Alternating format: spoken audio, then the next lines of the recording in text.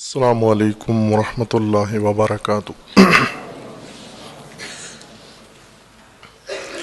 اعوذ باللہ من الشیطان الرجیم، بسم اللہ الرحمن الرحیم۔ الحمد للہ والصلاة والسلام علی رسول اللہ وآلہ آل اللہ، واللعنۃ الدائمۃ علی اعدائہم اعداء اللہ، من یوم عداوتہم الی یوم لقاء اللہ۔ عباد اللہ اوصیکم ونفسی بتقوی اللہ، اتقوا اللہ فإن خیر الزاد التقوی۔ بندگان خدا، آپ سب کو اور اپنے نفس کو تقوی الہی کی وصیت کرتا ہوں، تقوی الہی کی دعوت دیتا ہوں، و تقوی الہی کی تاکید کرتا ہوں تقوی اختیار کریں۔ خداوند تبارک و تعالی نے انسان کی ہدایت کے لیے دین مقرر کیا ہے، نظام بنایا ہے، اور ہدایت انسان و زندگی انسان کے لیے تقوی کو بنیادی رکن قرار دیا ہے۔ نظام ہدایت کی اساس و بنیاد تقوی کے اوپر ہے۔ تقوی الہی طرز زندگی ہے انسان کے لیے، کہ انسان خدائی طرز پر، الہی طرز پر زندگی بسر کرے۔ معمولاً جو زندگیاں گزر رہی ہیں وہ آبائی طرز پر ہیں، اور معمول کی زندگیوں میں، رسوماتی زندگیوں میں، رواج کے زندگیوں میں، تہذیب کے تحت وہ اصول ہیں جو آبا نے بنائے ہیں یا رائج ہو گئے ہیں، اور آنے والی نسلوں نے انہیں محفوظ رکھا ہے۔ اور جتنی الجھنیں ہیں اس وقت انسان کی زندگی میں، پریشانیاں، یہ سب اس طرز زندگی کی بنا پر ہیں۔ اگر طرز زندگی انسان اصلاح کر لے، اپنی طرز بدل لے، اپنی مشکلات زندگی انسان کی برطرف ہو جاتی ہیں۔ اصرار کرتے ہیں کہ طرز زندگی آبائی رہے لیکن آثار الہی ہوں۔ توقع یہ ہے کہ نتیجے ہماری زندگیوں کے الہی ہوں، جبکہ زندگی کی طرز و انداز آبائی ہو۔ یہ بے وقوفی ہے، حماقت ہے۔ حماقت کی تفسیر و تعریف میں امام صادق علیہ الصلاۃ والسلام سے مروی روایت ہے، وہ یہی ہے کہ احمق انسان اس کو کہتے ہیں جو فصل کاشت نہ کرے لیکن فصل کاٹنے کی امید رکھتا ہو، کاشت کیے بغیر۔ یہ بے وقوف انسان ہے، احمق انسان ہے۔ اس تعریف کے مطابق وہ تمام لوگ حماقت و بے وقوفی کے زمرے میں آتے ہیں جو آبائی طرز پر زندگی بسر کرتے ہیں اور الہی نتائج حاصل کرنے کی توقع رکھتے ہیں۔ الہی نتائج میں سے ایک نتیجہ زندگی کا جنت ہے، بہشت ہے، ثواب اخروی ہے، نجات اخروی ہے، اخروی نعمتیں ہیں۔ یہ آبائی زندگی کا نتیجہ نہیں ہے، الہی زندگی کا نتیجہ ہے۔ اور پہلے انسان موت سے پہلے زندگی الہی طرز پر بسر کرے تاکہ آخرت میں نتیجہ اس کا الہی برآمد ہو۔ زندگی کو الہی بنانے کے لیے تقوی کی بنا پر زندگی بسر کرے۔ تقوی اللہ کا حفاظتی نظام ہے انسان کی زندگی کے لیے۔ کوئی چیز انسان کو محفوظ نہیں رکھ سکتی سوائے تقوی کے۔ تقوی اندرونی انسان کے نفس کے اندر سے نکلا ہوا حفاظتی نظام ہے۔ ہم ملک بچانے کے لیے باہر کی طرف ہاتھ بڑھاتے ہیں، قوم بچانے کے لیے دوسروں سے مدد لیتے ہیں، اپنے اموال بچانے کے لیے دوسروں سے مدد لیتے ہیں، اپنی جان بچانے کے لیے دوسروں سے مدد لیتے ہیں، اور جتنا سہارا لیتے ہیں دوسروں کا محفوظ ہونے کے لیے، اتنے غیر محفوظ ہو رہے ہیں ہم. جبکہ قرآن کریم نے حفاظتی نظام انسان کی زندگی کا لازمہ قرار دیا ہے، جز قرار دیا ہے، اور وہ تقوی ہے. اگر شروع ہی زندگی تقوی کی بنیاد پر ہو، نظام زندگی تقوی کی بنیاد پر ہو، گھریلو ماحول تقوی کی بنیاد پر ہو، تعلیم و تربیت تقوی کی بنیاد پر ہو، رہن سہن تقوی کی بنیاد پر ہو، روابط تقوی کی بنیاد پر ہو، لین دین تقوی کی بنیاد پر ہو، سیاست و حکومت تقوی کی بنیاد پر ہو، حاکم اور رعیت کا رابطہ تقوی کی بنیاد پر ہو، یہ زندگی خود ہی محفوظ ہو جاتی ہے، دنیاوی خطرات سے بھی اور اخروی خطرات اور آفات سے بھی انسان محفوظ ہو جاتا ہے. تقوی کے باب میں ایک مشکل یہ کہ تقوی جو مفہوم قرآن کریم نے بیان کیا ہے اس سے دور ہو کر محض ایک صفت کے طور پر ذکر کیا گیا ہے. تقوی کی بات اجتماعی سماجی ہونے کے بجائے اخلاقی بن گئی ہے، اور اخلاقیات میں تقوی کا فقط ذکر ہوتا ہے، لیکن معاشرتی زندگی میں معاشرتی اصول و ضوابط کے طور پر تقوی کو بیان نہیں کیا گیا. اس وجہ سے مفہوم تقوی بھی زیادہ روشن نہیں، چونکہ قرآن بانی ہے تقوی کا. اس سے ہٹ کر قرآن کریم سے باہر تقوی کا تصور نہیں ہے. بعض چیزیں ایسی ہیں جو قرآن کریم میں بھی ان کا ذکر ہے، اور قرآن سے ہٹ کر بھی تہذیبوں کے اندر بھی جانی پہچانی چیزیں ہیں، اور لوگوں کے اندر رائج ہیں یہ امور. لیکن کچھ امور ایسے ہیں جو فقط قرآن نے پیش کیے ہیں، اور قرآن سے باہر، قرآن سے ہٹ کر بشر ان چیزوں سے آشنا نہیں تھا اور نہ ہو سکتا ہے اگر قرآن نہ ہو، اگر انبیاء کی تعلیمات نہ ہو، اگر وحی نہ ہو اللہ کی. ان معارف میں سے جو فقط وحی کے ذریعے انسانوں کو دریافت ہوئے ہیں، ان میں ایک تقوی ہے، وہ بلکہ سر فہرست ہے. تقوی کہتے کسے ہیں؟ بعض لوگ تقوی کو خود سے من گھڑت تصویر بناتے ہیں، اس کی تفسیر کرتے ہیں تقوی کی، اور اسے شہرت بھی پا لیتے ہیں متقی کے نام سے. جیسے تقوی کا معنی کیا جاتا ہے پرہیز. خوب یہ من گھڑت معنی ہے، خود ساختہ معنی ہے تقوی کا. تقوی کا مطلب ہوتا ہے حفاظت. اتقو یعنی اپنے آپ کو محفوظ بناؤ، تقوی اختیار کرو یعنی تحفظ والی زندگی، محفوظ زندگی، آفات سے محفوظ، گناہوں سے محفوظ، خطرات سے محفوظ، شیاطین سے محفوظ، وسوسوں سے محفوظ، ہر قسم کی انحراف و گمراہی سے محفوظ زندگی گزارو. تقوی کا مطلب پرہیز جس طرح ہوتا ہے بعض کاموں کے اندر، پرہیز کا مطلب ہے بچنا، دور رہنا، اجتناب کرنا. جیسے مریضوں کو بعض چیزوں سے اجتناب کروایا جاتا ہے کہ دور رہیں، ٹھیک ہو جائیں گے. جبکہ تقوی فقط دوری کا نام نہیں ہے، بلکہ تقوی شہید مطہری کے بقول کہ ایک حرکت کا نام ہے، ستیز کا نام ہے، ایک پیکار کا نام ہے، تحفظ کے لیے کوشش کا نام ہے.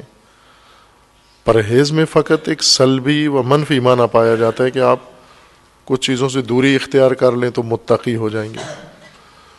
اس پرہیزی تقوی کی بنا پر کچھ لوگوں نے خود سے ہی اپنے لیے ضابطے و اصول بنا لیے ہیں اور انہیں متقی کہا جاتا ہے. کچھ لوگوں نے عہد کر لیا کہ ہم فلاں چیز نہیں کھائیں گے. کرتے ہیں اس طرح کے متقین جو تہذیب کے متقی ہیں یا عرفی طور پر متقی ہیں، ریاکارانہ تقوی اختیار کرتے ہیں. کسی چیز سے پرہیز کر لیں گے کہ ہم مثلا پاؤں میں جوتے نہیں پہننے، بڑا ان کا شہرت ہو جاتی ہے، جی فلاں آدمی ساری زندگی اس نے پاؤں میں جوتا نہیں پہنا، پرہیز کی جوتا پہننے سے. تو جوتا نہ پہننے سے انسان متقی ہو جاتا ہے. یا انسان یہ کہ ساری عمر سر نہیں ڈھانپنا، سر نہ ڈھانپنے سے انسان با تقوی نہیں ہوتا. ساری عمر بے شک نہ ڈھانپے سر، یہ تقوی نہیں ہے. یا ساری عمر انسان کھدر کا لباس پہن لے، گھٹیا لباس پہنے، یہ تقوی ہے. بعض کرتے ہیں یہ کام، عمر بھر کے لیے ایک لباس انتخاب کر لیتے ہیں، سخت کھردرا لباس. یہ کھردرا لباس آیا تقوی ہے؟ یہ خود ساختہ معیار ہیں تقوی کے. یا کوئی آدمی خود سے، بعض ہیں جو اگر ان کے سامنے کوئی کھانا رکھا جائے، مخصوصاً کوئی لذیذ کھانا رکھا جائے، اس میں پانی ڈال دیں گے، بے مزہ بنائیں گے اس کو کہ اچھے کھانے سے دوری پرہیز کرنی ہے ہم نے. یہ تقوی نہیں ہے، یہ خود ساختہ تقوی ہے، من گھڑت تقوی ہے. یہ اسے نہیں کہتے تقوی. یا انسان زندگی چھوڑ دے، گھر سے دور چلا جائے، کسی جنگل میں جا کے بیٹھ جائے، کسی غار میں جا کر بیٹھ جائے، کہیں خیمہ لگا کے بیٹھ جائے، کسی مزار پہ جا کر بیٹھ جائے، چند ذکر و فکر یاد کر لے، ورد کرتا رہے، تسبیح ہاتھ میں لے لے. عام معاشرے کے اندر عرفاً انہی کو کہتے ہیں با تقوی انسان، جنہوں نے خود ساختہ معیار تقوی کا بنا لیا ہے، اور لوگ بھی ان کو با تقوی ہی سمجھتے ہیں. لہذا اگر کوئی ایسا انسان دیکھیں جو روزانہ کام کاج کرتا ہے، محنت مزدوری کرتا ہے، کسب حلال کرتا ہے، گھر بناتا ہے، اپنے خاندان کی ضروریات پوری کرتا ہے، اسے نہیں با تقوی سمجھتے. اسے کہتے ہیں یہ تو عام آدمی ہے، یہ تو کماتا ہے، کھاتا ہے، بازار جاتا ہے.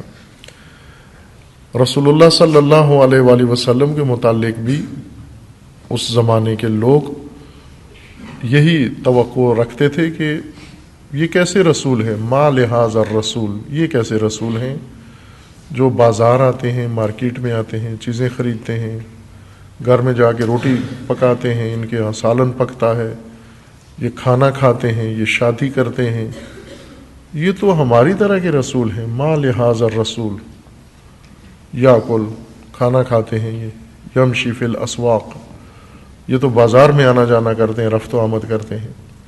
یعنی ان کی توقع یہ تھی کہ رسول نہ کھائیں، نہ پئیں، نہ بازار میں آئیں، نہ گھر تشکیل دیں، کیا کریں جیسے یہ عوام چاہتے ہیں، اس طرح کا کوئی سلسلہ ہو. کیا ہو کہ ان کے مثلا باغات ہوں اور غیبی طور پر ان کے لیے کھانے آئیں، یا کھانا کھائیں ہی نہیں سرے سے.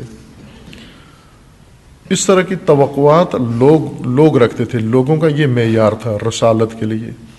جبکہ اللہ تعالیٰ نے رسول اللہ کو حکم دیا کہ آپ کا کام دن بھر تبلیغ کرنا، لوگوں کو ہدایت کرنا ہے، اور اپنا خاندان تشکیل دینا ہے، لوگوں کو اسوہ بن کر، نمونہ بن کر آپ نے ثابت کرنا ہے ہر کام کے اندر. وہ رسول اللہ یہی کام کرتے تھے. لوگوں کو تعجب ہوتا تھا کہ یہ کیسے رسول ہیں. عوامی معیار کا تقوی اور الہی معیار کے تقوی میں فرق ہے. بہت سارے لوگ ہیں جو لباس ایسا پہنیں گے جو عوام کے نزدیک تقوی جس سے نظر آتا ہو، یا گھر ایسا بنائیں گے جسے تقوی نظر آتا ہو. گھر کے اندر چارپائی الٹی کر لیں گے، یا چارپائی نہیں ڈالیں گے، نیچے بیٹھ جائیں گے، اسے تقوی کی علامت سمجھتے ہیں. یہ عوام فریبی ہے، تقوی نہیں ہے، دھوکہ دینا ہے.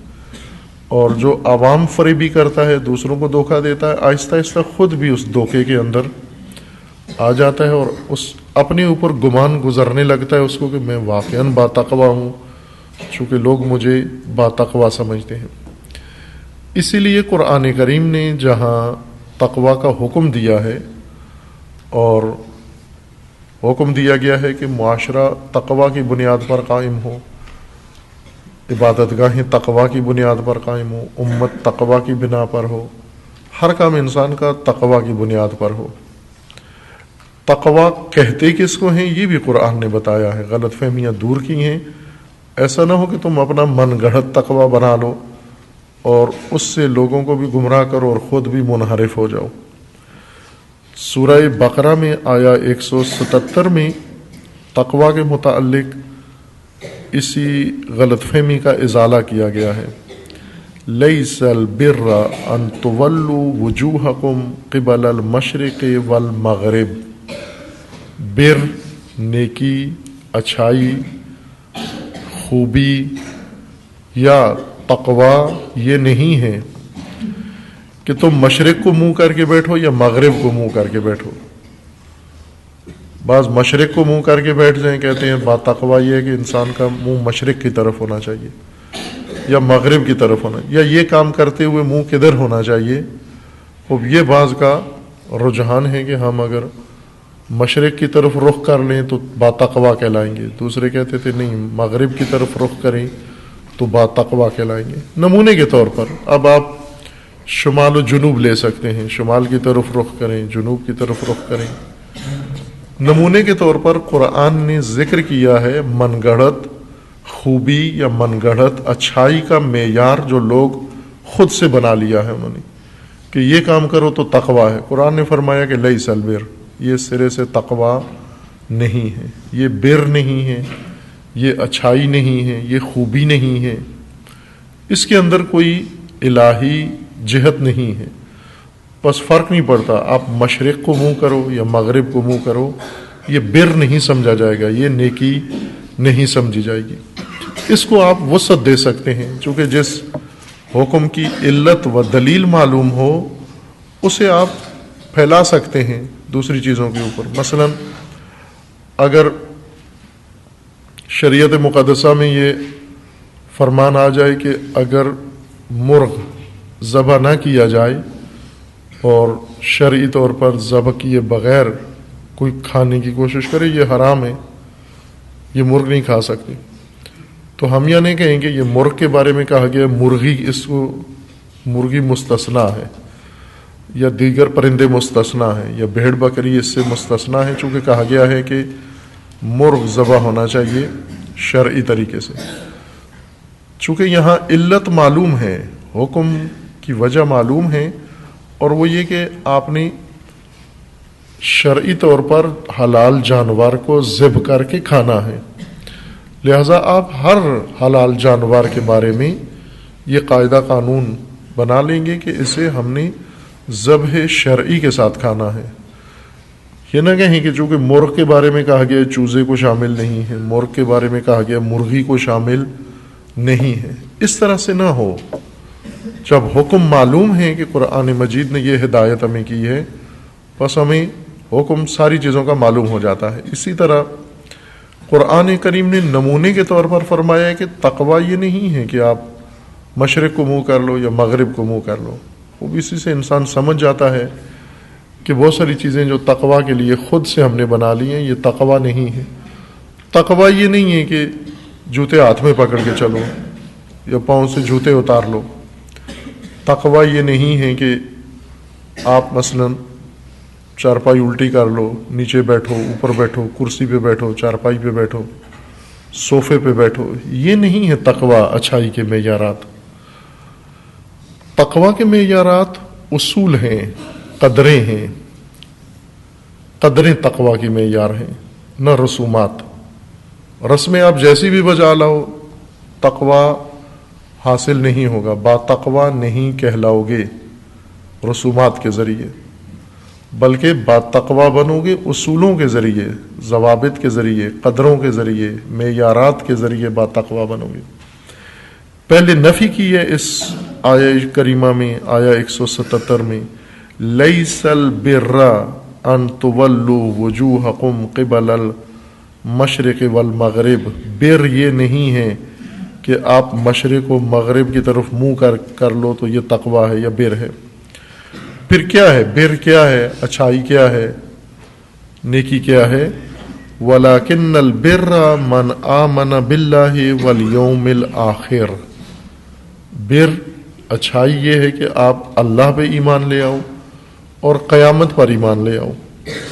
والملائکہ، اور ملائکہ الہی پر ایمان لے آؤ. جن قابو کرنا تقوی نہیں ہے. کسی کا جن سے تعلق ہو یا نہ ہو، اس تقوی کے کوئی تعلق جنات سے نہیں ہے، ملائکہ سے ہے کہ ملائکہ پر ایمان ہو.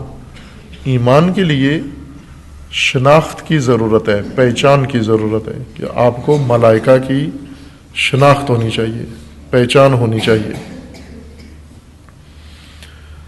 والکتاب، اور آسمانی کتاب پر، قرآن پر آپ کا ایمان ہونا چاہیے. یہ اچھائی کا معیار ہے. کتاب الہی کو مانو، تسلیم کرو، ایمان لاؤ، اور ایمان کے لیے اس کی معرفت کی ضرورت ہے. والنبیین، اور انبیاء پر ایمان ضروری ہے. تقوی کے معیاروں میں سے اور نیکی و بر کے معیاروں میں سے انبیاء کو ماننا، تسلیم کرنا. تمام انبیاء پر ایمان لانا جن کو اللہ تعالیٰ نے منصب نبوت پر فائز کیا ہے. رسول اللہ صلی اللہ علیہ وآلہ وسلم خاتم الانبیاء ہیں، خاتم النبیین ہیں، نبوت خاصہ ہے. یعنی انہیں حجت خدا ماننا اور ان کی پیروی و اطاعت کرنا، یہ ایمان ہے نبی اکرم پر. باقی انبیاء کو بحیثیت نبی ماننا لازم ہے. اگر انسان رسول اللہ کو نبی مانتا ہو لیکن دیگر انبیاء میں سے کسی کو اگر نبوت کا نعوذ باللہ قائل نہ ہو، یہ مومن نہیں ہے، بر نہیں ہے، راہ بر پر نہیں ہے. اس کے لیے لازم ہے کہ تمام انبیاء کی نبوت کو تسلیم کرتا ہو. والنبیین، یہ ایمان ہے. وآت المال علی حبہ، اور بر کا و تقوی کا ایک معیار یہ ہے کہ باوجود اپنی ضرورت کے پھر بھی مال خرچ کرے، مال راہ خدا میں دے. خود ضرورت مند ہے، باوجود اس کے کہ اس کو مال اچھا لگتا ہے، حب مال ہے اس کے اندر یا ضرورت ہے اس کو، پھر بھی اللہ کی راہ میں یہ مال عطا کرے. ذوی القربا، ذوی القربا کو، اقربا کو یہ مال دے. والیتاما، یتیموں کو مال دے جو خدا نے اس کو دیا ہے. والمساکین، اور مساکین کو، مسکین کو دے.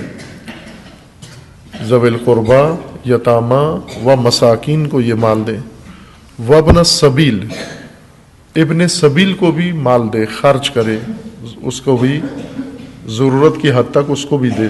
ابن سبیل اس شخص کو کہتے ہیں جو گھر سے باہر مسافر ہے اور سفر جائز کے لیے گھر سے نکلا ہے، نہ سفر حرام کے لیے.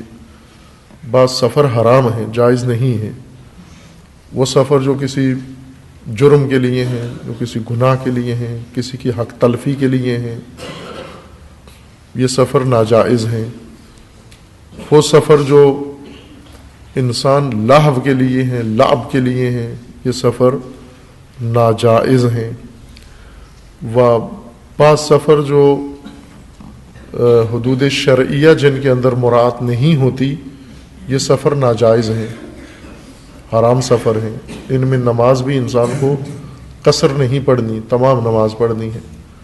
اگر سفر انسان کا جائز نہ ہو شرعاً اور سفر کرے، اس سفر میں نماز قصر نہیں ہوتی، وہ مسافر نہیں سمجھا جاتا، پوری نماز پڑھے گا اگر ناجائز سفر کر رہا ہے. ابن سبیل اس کو کہتے ہیں جو جائز سفر کرے، مشروع سفر ہو اس کا، شرعاً گھر سے باہر چلا جائے اور راستے میں اس سے پیسے ختم ہو جائیں. اپنے گھر میں، اپنے علاقے میں، گاؤں میں، شہر میں مالدار آدمی ہے لیکن راستے میں اب نہیں ہے، اس کے پاس پیسے نہیں ہیں، اس کو ابن سبیل کہتے ہیں. اگر یہ ضرورت مند کسی کو پتہ چل جائے مومن ہے اور حالت سفر میں اس کو مالی ضرورت ہے، اس کے اوپر بھی مال خرچ کریں. ابن سبیل کو دے. والسائلین، اور جو ضرورت مند ہیں، سوال کرتے ہیں، مانگتے ہیں. وفی الرقاب، اور غلام قیدی، اسیر، پابند، جنہیں لوگوں نے خرید لیا ہے اور ان کی گردنیں اسیر ہیں کسی کے پاس، ان کی آزادی کے لیے بھی مال خرچ کریں۔ بس پہلا رکن بر کے لیے ایمان ہے اللہ پر، قیامت پر، ملائکہ پر، کتب آسمانی پر، نبیوں پر، انبیاء پر ایمان لانا بر ہے۔ ایمان کے بعد عمل میں پہلا عمل آت المال علی حبہ، اپنی محبت، حب مال کے باوجود یا ضرورت کے باوجود مال بھی راہ خدا میں دے۔ مال کن کو دے؟ یہ 4-5 موارد ذکر کیے گئے ہیں۔ وَأَقَامَ الصَّلَاةَ، اور نماز قائم کرے، وَآتَ الزَّکَاةَ، اور زکوٰۃ بھی ادا کرے، وَالْمُوفُونَ بِعَہْدِہِمْ، اور وفا بھی کرے۔ بر یہ ہے کہ انسان باوفا انسان ہو، عہد وفا کرے، وعدہ وفا کرے، جو عہد خداوند تبارک و تعالیٰ کے ساتھ اس نے باندھا ہے وہ عہد اپنا پورا کرے، وعدہ اپنا وفا کرے۔ اذا عہدوا، اگر عہد کیا ہے تو وفا بھی کرے۔ جو وفا نہیں کرتا اپنا عہد، یہ باتقویٰ نہیں ہے، یہ اہل بر نہیں ہے، بے شک جتنی بھی رسمیں انجام دیتا ہو۔ عموماً ہم اچھے لوگ جن کو کہتے ہیں یہ بہت اچھے لوگ ہیں، ناکارہ بیکار لوگ جو کسی سے کوئی لین دین، کوئی تعلق آنا جانا نہیں رکھتے، کسی کو خیر و نفع نہیں پہنچاتے، معاشرے کے اندر معروف ہو جاتا ہے کہ یہ بڑے نیک لوگ ہیں، یہ بڑے اچھے لوگ ہیں، جو اچھے کو اچھا نہیں کہتے، برے کو برا نہیں کہتے، حق و باطل میں بالکل خاموش رہتے ہیں، کوئی تبصرہ نہیں کرتے۔ انہی لوگ کہتے ہیں یہ متقی لوگ ہیں، بے تقویٰ ہیں، بیکار ہیں، فضول لوگ ہیں یہ۔ اور چہ بسا بدتر ہیں، بعض ظالموں سے بدتر لوگ ہیں جو اس طرح کے مسائل میں مبتلا ہوں، جو کسی مارکہ حق و باطل میں نہ حق کی حمایت کرتے ہوں نہ باطل کی مذمت کرتے ہوں۔ وَالْمُوفُونَ بِعَهْدِهِمْ إِذَا عَهَدُوا وَالصَّابِرِينَ فِي الْبَأْسَاءِ وَالضَّرَّاءِ وَحِينَ الْبَأْسِ، اور صابرین باتقویٰ ہیں۔ بر کے لیے، اچھائی کے لیے صبر ہے، صابرین اچھے لوگ ہیں، ابرار ہیں۔ صابرین، صبر، مقاومت کرنے والے، استقامت دکھانے والے۔ صبر کے مقابلے میں قرآن کریم نے لفظ استعمال کیا ہے جزا۔ بعض لوگ ہیں صابر، بعض ہیں جزو۔ جزو جلدی حوصلہ چھوڑ دینے والے، گھبرا جانے والے، پریشان ہو جانے والے، بے تاب ہو جانے والے، تحمل ختم جن کا ہو جاتا ہے، اور راہیں بدل دیتے ہیں، نیتیں بدل دیتے ہیں، ارادے بدل دیتے ہیں، سختیاں دیکھ کر، محرومیاں دیکھ کر، مصائب دیکھ کر، راستے کی مشکلات دیکھ کر، دباؤ دیکھ کر جو اپنے ارادے بدل دیتے ہیں، یہ جزو ہیں، صابر نہیں ہیں۔ اور بر ہونے کے لیے، بر کے لیے یا تقویٰ کے لیے صبور ضروری ہے، صابر ہونا ضروری ہے انسان کا۔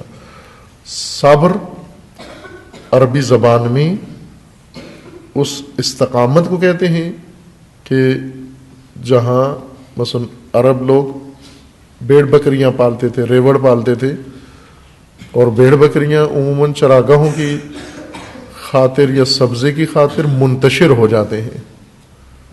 بھیڑ بکریاں مثال ہیں بھیڑوں کی طرح، انسانوں کو بھی مثال دی جاتی ہے کہ یہ ریوڑ ہے، بھیڑ بکریوں کا ریوڑ ہے یہ، یعنی جن میں ڈسپلن نہ ہو، نظم نہ ہو، انضباط نہ ہو، اطاعت نہ ہو، جدھر منہ آئے اٹھ کے چل پڑیں، ان کو تشبیہ دی جاتی ہے یہ بھیڑ بکریوں کی طرح ہے۔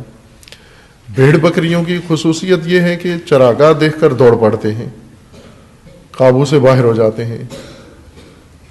ان بھیڑ بکریوں میں کچھ بھیڑ بکریاں ایسی ہوتی ہیں جو کنٹرول میں ہوتی ہیں، اگر کسی جگہ چرواہے نے یا قبیلے نے خیمہ لگایا ہوا ہے تو وہ بھیڑ بکریوں کا ریوڑ وہیں اس خیمے کے ارد گرد رہتا ہے، یا جہاں پر ان کو بٹھا دیا جائے تو بیٹھی رہتی ہیں وہاں پر۔ اس ریوڑ کو عرب کہتے تھے سبورا۔ یہ وہ ریوڑ ہے جو منتشر نہیں ہوتا، قائم رہتا ہے، ایک جگہ بیٹھا رہتا ہے، منتشر نہیں ہوتا۔ یا بادل، جیسے آج کل موسم ہے سردی کا، اور بادل یا دھند دائماً چھائی رہتی ہے، چھٹتی نہیں ہے، دھوپ نہیں نکل رہی آج کل۔ اس قسم کے موسم میں جو بادل یا دھند بنتی ہے اس کو بھی عرب کہتے ہیں یہ صابرہ ہے یا سبارہ ہے۔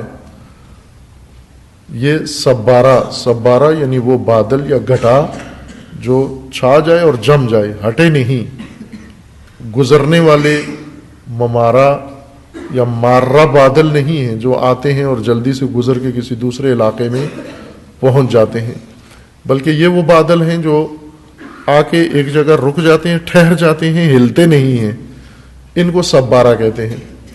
اسی سے صبر کا مفہوم یا صبر کی اصطلاح قرآن نے استعمال کی ہے کہ صبر انسان کی اس حالت کا نام ہے جس میں انسان ایک ارادہ کرتا ہے، مقصد چنتا ہے، اس مقصد کے لیے سفر شروع کرتا ہے، راستے میں مسائل آتے ہیں، مشکلات آتی ہیں، پریشانیاں آتی ہیں، لیکن یہ اپنا سفر بدلتا نہیں ہے، اپنا ارادہ توڑتا نہیں ہے، اپنا راستہ تبدیل نہیں کرتا، مقصد کو ترک نہیں کرتا، واپس نہیں آتا، بلکہ قائم رہتا ہے اس راہ کے اوپر۔ اس کو صبر کہتے ہیں۔ تہذیب ہمیں سکھاتی ہے صبر سے مراد یہ ہے کہ آپ چھوڑ دو، صبر کرو، چھوڑ دو۔ اگر آپ کی کوئی چیز چوری ہو گئی ہے تو کہتے ہیں صبر کرو یعنی چھوڑ دو، چپ ہو جاؤ، خاموش ہو جاؤ۔ اگر آپ کو کسی نے ظلم کیا، ستم کیا تو کیا کرو؟ کہتے ہیں صبر کرو۔ صبر کا مطلب یہ ہے کہ جھکے رہو، اس کو مارنے دو، آپ اس کے سامنے آواز نہ اٹھاؤ۔ یہ ہندی صبر ہے، پاکستانی صبر ہے، اردو کا صبر ہے، یہ ذلت کا صبر ہے، یہ رسوائی کا صبر ہے۔ قرآنی صبر یہ ہے کہ آپ قائم رہو، ظلم ہو رہا ہے راہ مت چھوڑو، ستم ہو رہا ہے مقاصد تبدیل نہ کرو، مصائب ہیں، مشکلات ہیں، سختیاں ہیں، گرمی ہے، سردی ہے، دشواری ہے، دشمن ہیں، عداوتیں ہیں، جنگیں ہیں، صلح ہے، محرومیت ہے، فقر ہے، فاقہ ہے، جو کچھ بھی ہے اپنا راستہ جاری رکھو، اسے تبدیل مت کرو۔ اس کو صبر کہتے ہیں۔ اب نیکی کیا ہے؟ نیکی بر صبر کرنا، والصابرین، نیک لوگ وہ لوگ ہیں جو صبور ہیں۔ کہاں صبر کرتے ہیں؟ فی البأسا، باس سختیوں میں، والضراء، جب ان کو نقصان ہوتا ہے، کوئی کام کرتے ہیں اور اس میں انہیں کوئی تکلیف پہنچتی ہے، سختیوں میں اور تکالیف میں جو قائم رہتے ہیں، صبور ہیں، یہ در حقیقت بر و نیکی کی راہ پر ہیں، متقی یہ لوگ ہیں۔ وحین الباس، اور اس زمانے میں جب سارا زمانہ ہی سختی کا آ جاتا ہے، اولئک الذین صدقوا، یہ سچے لوگ ہیں جن کے اندر یہ خصوصیات ہیں۔ مشرق کو منہ کر لینا، مغرب کو منہ کر لینا، یہ حالت بنا لینا، وہ حلیہ بنا لینا، یہ رسم بجا لانا، وہ رسم بجا لانا، یہ بر نہیں ہے۔ لیس البر، یہ نہیں ہے بر۔ ان تولوا وجوہکم قبل المشرق والمغرب، مشرق و مغرب رخ کر کے بیٹھنا بر نہیں ہے، بلکہ بر ایمان ہے اللہ پر، قیامت پر اور یوم آخرت پر، ملائکہ پر، کتب پر، انبیاء پر، مال خرچ کرنا ہے اور نماز قائم کرنا، زکوٰۃ ادا کرنا، عہد کی وفا کرنا اور سختیوں اور مشکلات میں صبر کرنا، یہ بر ہے، یہ تقویٰ ہے، یہ نیکی ہے۔ اگر کوئی انسان یہ کام کرتا ہے، اولئک الذین صدقوا، یہ صادق ہیں، یہ سچے لوگ ہیں، ان کے عمل میں، ان کی شخصیت میں، ان کی زندگی میں جھوٹ نہیں ہے، یہ درست لوگ ہیں، ایمان لائے ہیں، سچ کر کے دکھا رہے ہیں، وعدہ کیا ہے، سچ کر کے دکھا رہے ہیں، عہد باندھا ہے خدا سے، سچ کر کے دکھا رہے ہیں۔ وَأُولَئِكَ هُمُ الْمُتَّقُونَ، یہ باتقوا لوگ ہیں، انہیں کہتے ہیں متقی، بس متقی اس سے نہ پہچانو کہ اس کا لباس کیسا ہے، چونکہ فریبکار لوگ عموماً لبادہ تقدس اوڑھ لیتے ہیں اور تقدس کے لباس کے جھانسے میں لوگوں کو دھوکہ دیتے ہیں، اور ان کے اندر، اس لبادے کے اندر شیطان ہوتا ہے، اس کے اندر شیطنت ہوتی ہے، اور اسی تقدس کے لبادے سے لوگ دھوکہ کھا جاتے ہیں۔ قرآن سختی سے منع کر رہا ہے کہ ایسے مقدس معاب جو آپ کو یا مشرق کو منہ کر کے بیٹھے ہوئے نظر آئیں گے یا مغرب کو منہ کر کے بیٹھے ہوئے نظر آئیں گے، ایک ٹانگ کھڑی کر کے کھڑے ہوئے ہیں، یا چہرہ ادھر کیا ہوا ہے چہرہ ادھر کیا ہوا ہے، بال بڑھائے ہوئے ہیں بال کٹائے ہوئے ہیں، انہوں نے پاؤں میں جوتا نہیں ڈالا ہوا ہے، لباس اس طرح کا پہنا ہوا ہے، سارا ایسا منڈوایا ہوا ہے، یہ نہیں ہے تقویٰ کی علامتیں۔ لیس البر، اسے تقویٰ نہیں کہتے۔ وہ کچھ لوگ آپ دیکھیں گے دائماً لوگوں کے اندر جب حاضر ہوتے ہیں اپنے آپ کو بہت ہی سادہ نمایاں کرتے ہیں، لیکن اندر ان کے ہوس، اندر ان کے شیطنت، اندر ان کے درندہ موجود ہوتا ہے، اور وہ درندگی کسی وقت میں کھل کے سامنے آ جاتی ہے۔ لوگ حیرت بھی کرتے ہیں اور بسا اوقات یقین نہیں کرتے، چونکہ ان کی نگاہوں میں یہ اداکار، یہ ریاکار بہت بڑا باتقوی انسان ہے، اور یہ باتقوی کس طرح سے ایسے کر سکتا ہے۔ لیکن خدا آخرکار ان کو رسوا کرتا ہے، جو عمر بھر لوگوں کو دھوکہ دیتے ہیں، آخرکار خدا اس کو رسوا کرتا ہے، انہی لوگوں کے ذریعے رسوا کرتا ہے، انہی کے ذریعے خدا ان کو رسوا کرتا ہے جن کو دھوکہ دے رہا ہوتا ہے۔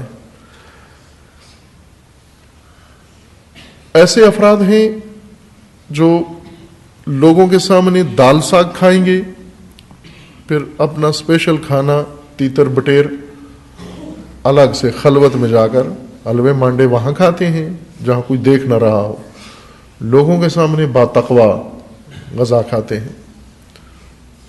باتقویٰ کہ جی ساگ لے آؤ، دال لے آؤ، یا اگر بہت سارے کھانے آ گئے ہیں تو چٹنی کے ساتھ کھائیں گے تاکہ لوگوں کو یہ تظاہر کریں جی ہم زیادہ کھانے والے نہیں ہیں۔ لیکن ادھر باہر جب جائیں گے، خلوت میں جب جائیں گے، بقول حافظ کے کہ واعظاً کہ ان ہمیں جلوے بر منبر می کنند، وقتی در خلوتاً انکار دیگر می کنند۔ خوب یہ واعظ جب منبر پہ ہوتے ہیں تو ایسے جلوے تقوی کے دکھا رہے ہوتے ہیں، لیکن یہی جب خلوت میں جاتے ہیں تو دوسرے کام شروع کر دیتے ہیں۔ واعظان کے ان ہمیں جلوے می کنند، روئے منبر جلوے می کنند، وقتی در خلوتاً انکار دیگر می کنند۔ خوب اس طرح فریب دیتے ہیں لوگوں کو، اور قرآن اس بابت بھی متوجہ کر رہا ہے کہ ایسے من گڑت با تقوی لوگوں کے جھانسے میں مت آؤ۔ یہ نہیں ہے تقوی۔ تقوی ایک معیار ہے جسے قرآن نے ذکر کیا ہے، اولئک هم المتقون۔ عہد کرتے ہیں، وفا کرتے ہیں، سختیوں میں مقاوم رہتے ہیں، استقامت دکھاتے ہیں، اللہ کے فرامین کی اطاعت کرتے ہیں، خدا کے فرامین کے تابع فرمان ہے، اللہ کے معصیت نہیں کرتے، گناہ نہیں کرتے، ریاکاری نہیں کرتے۔ یا ایھا الذین آمنوا کتب علیکم القصاص فی القتل الحر بالحر، اس کے بعد آیات دیگر شروع ہو جاتی ہے۔ اب اسی طرح قرآن کریم میں با تقوی لوگوں کے دیگر معیارات بھی ذکر کیے گئے ہیں کہ تقوی اگر اختیار کرنا ہے تو قرآنی معیار کا تقوی کہ حتماً اختیار کرنا ہے، چونکہ تقوی کے بغیر نجات کی امید نہیں ہے، تقوی کے بغیر کہیں بھی تحفظ نہیں ہے، تقوی کے بغیر کہیں بھی محفوظ نہیں ہو، نہ دنیا میں نہ آخرت میں، اور تقوی کے بغیر کوئی شفیع شفاعت نہیں کرے گا، نہ کسی شفیع کی شفاعت قبول کی جائے گی تقوی کے بغیر۔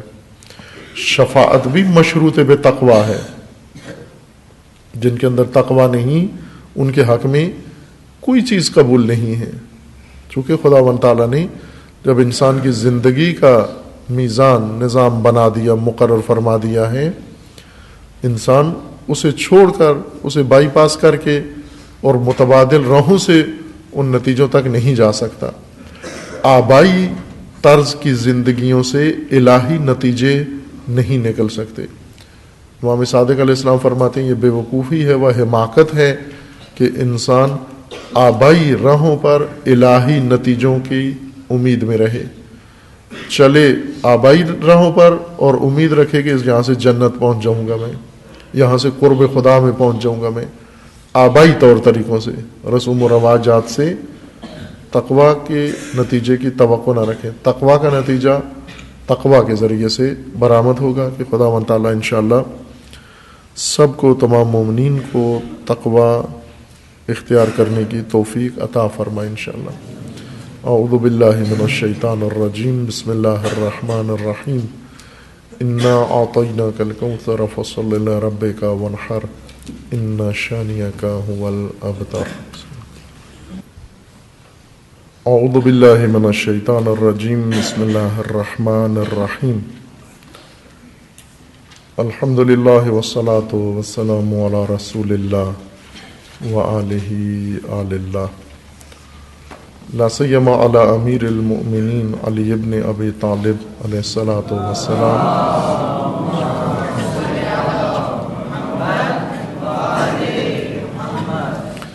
و فاطمۃ الزہرا سیدۃ نساء العالمین،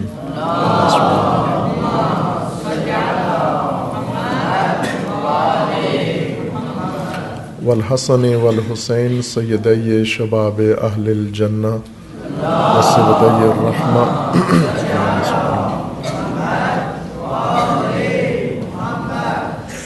وعلی ابن الحسین علیہم الصلاۃ والسلام،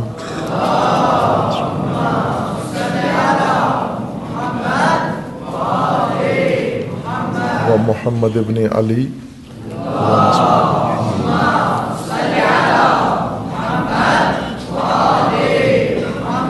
وجعفر ابن محمد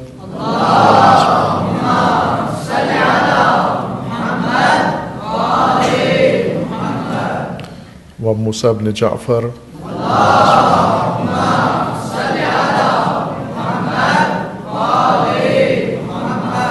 وعلی ابن موسیٰ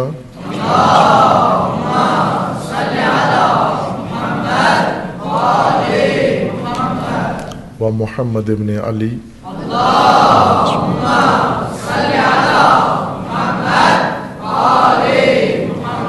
وعلی ابن محمد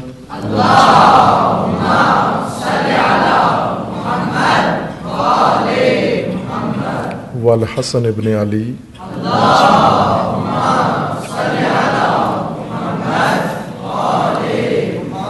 والحجۃ ابن الحسن القائم المہدی،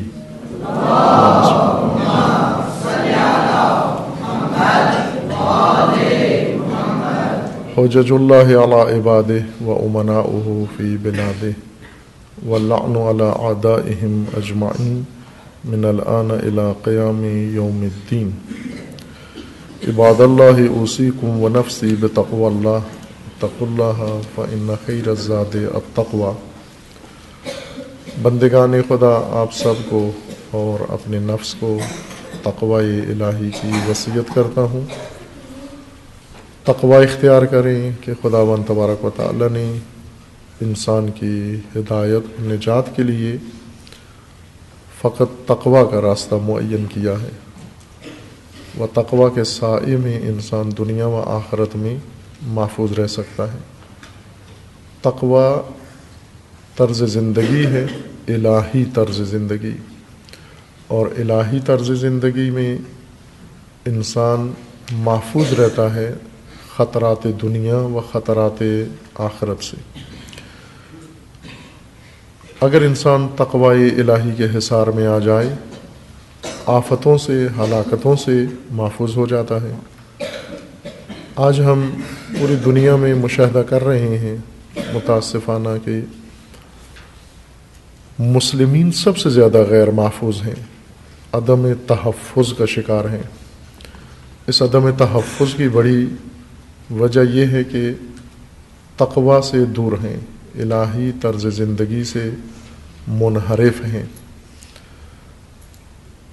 جس وجہ سے دشمنوں کے نرغے میں ہیں، تفرقے کی زد میں ہیں، آپس میں دشمنیاں ہیں، آپس میں قدورتیں ہیں، فرقوں میں بٹ گئے ہیں، اتحاد ترک کر دیا ہے، اور وہی ملت و قوم جو کسی زمانے میں پیشوا تھے، امامت کرتے تھے دنیا کی و انسانیت کی، آج غلامی و محکومی میں مبتلا ہے۔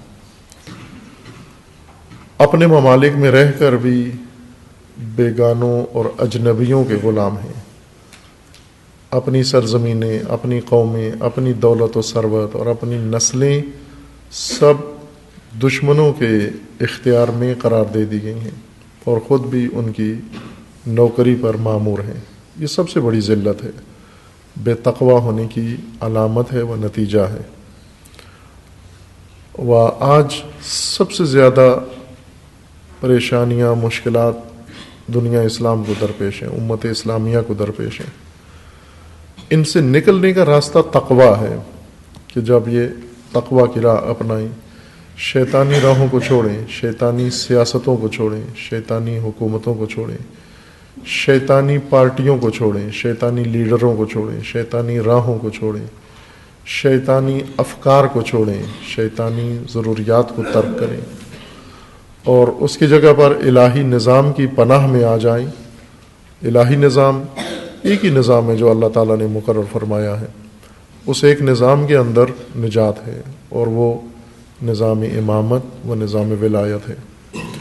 اس کا کوئی متبادل نہیں ہے، یوں نہیں کہ اللہ تعالیٰ نے ان کو یہ اختیار دیا ہوا ہے کہ تمہاری مرضی ہے، نظام امامت اپنا لو یا نظام امامت کے متبادل کوئی نظام اپنا لو۔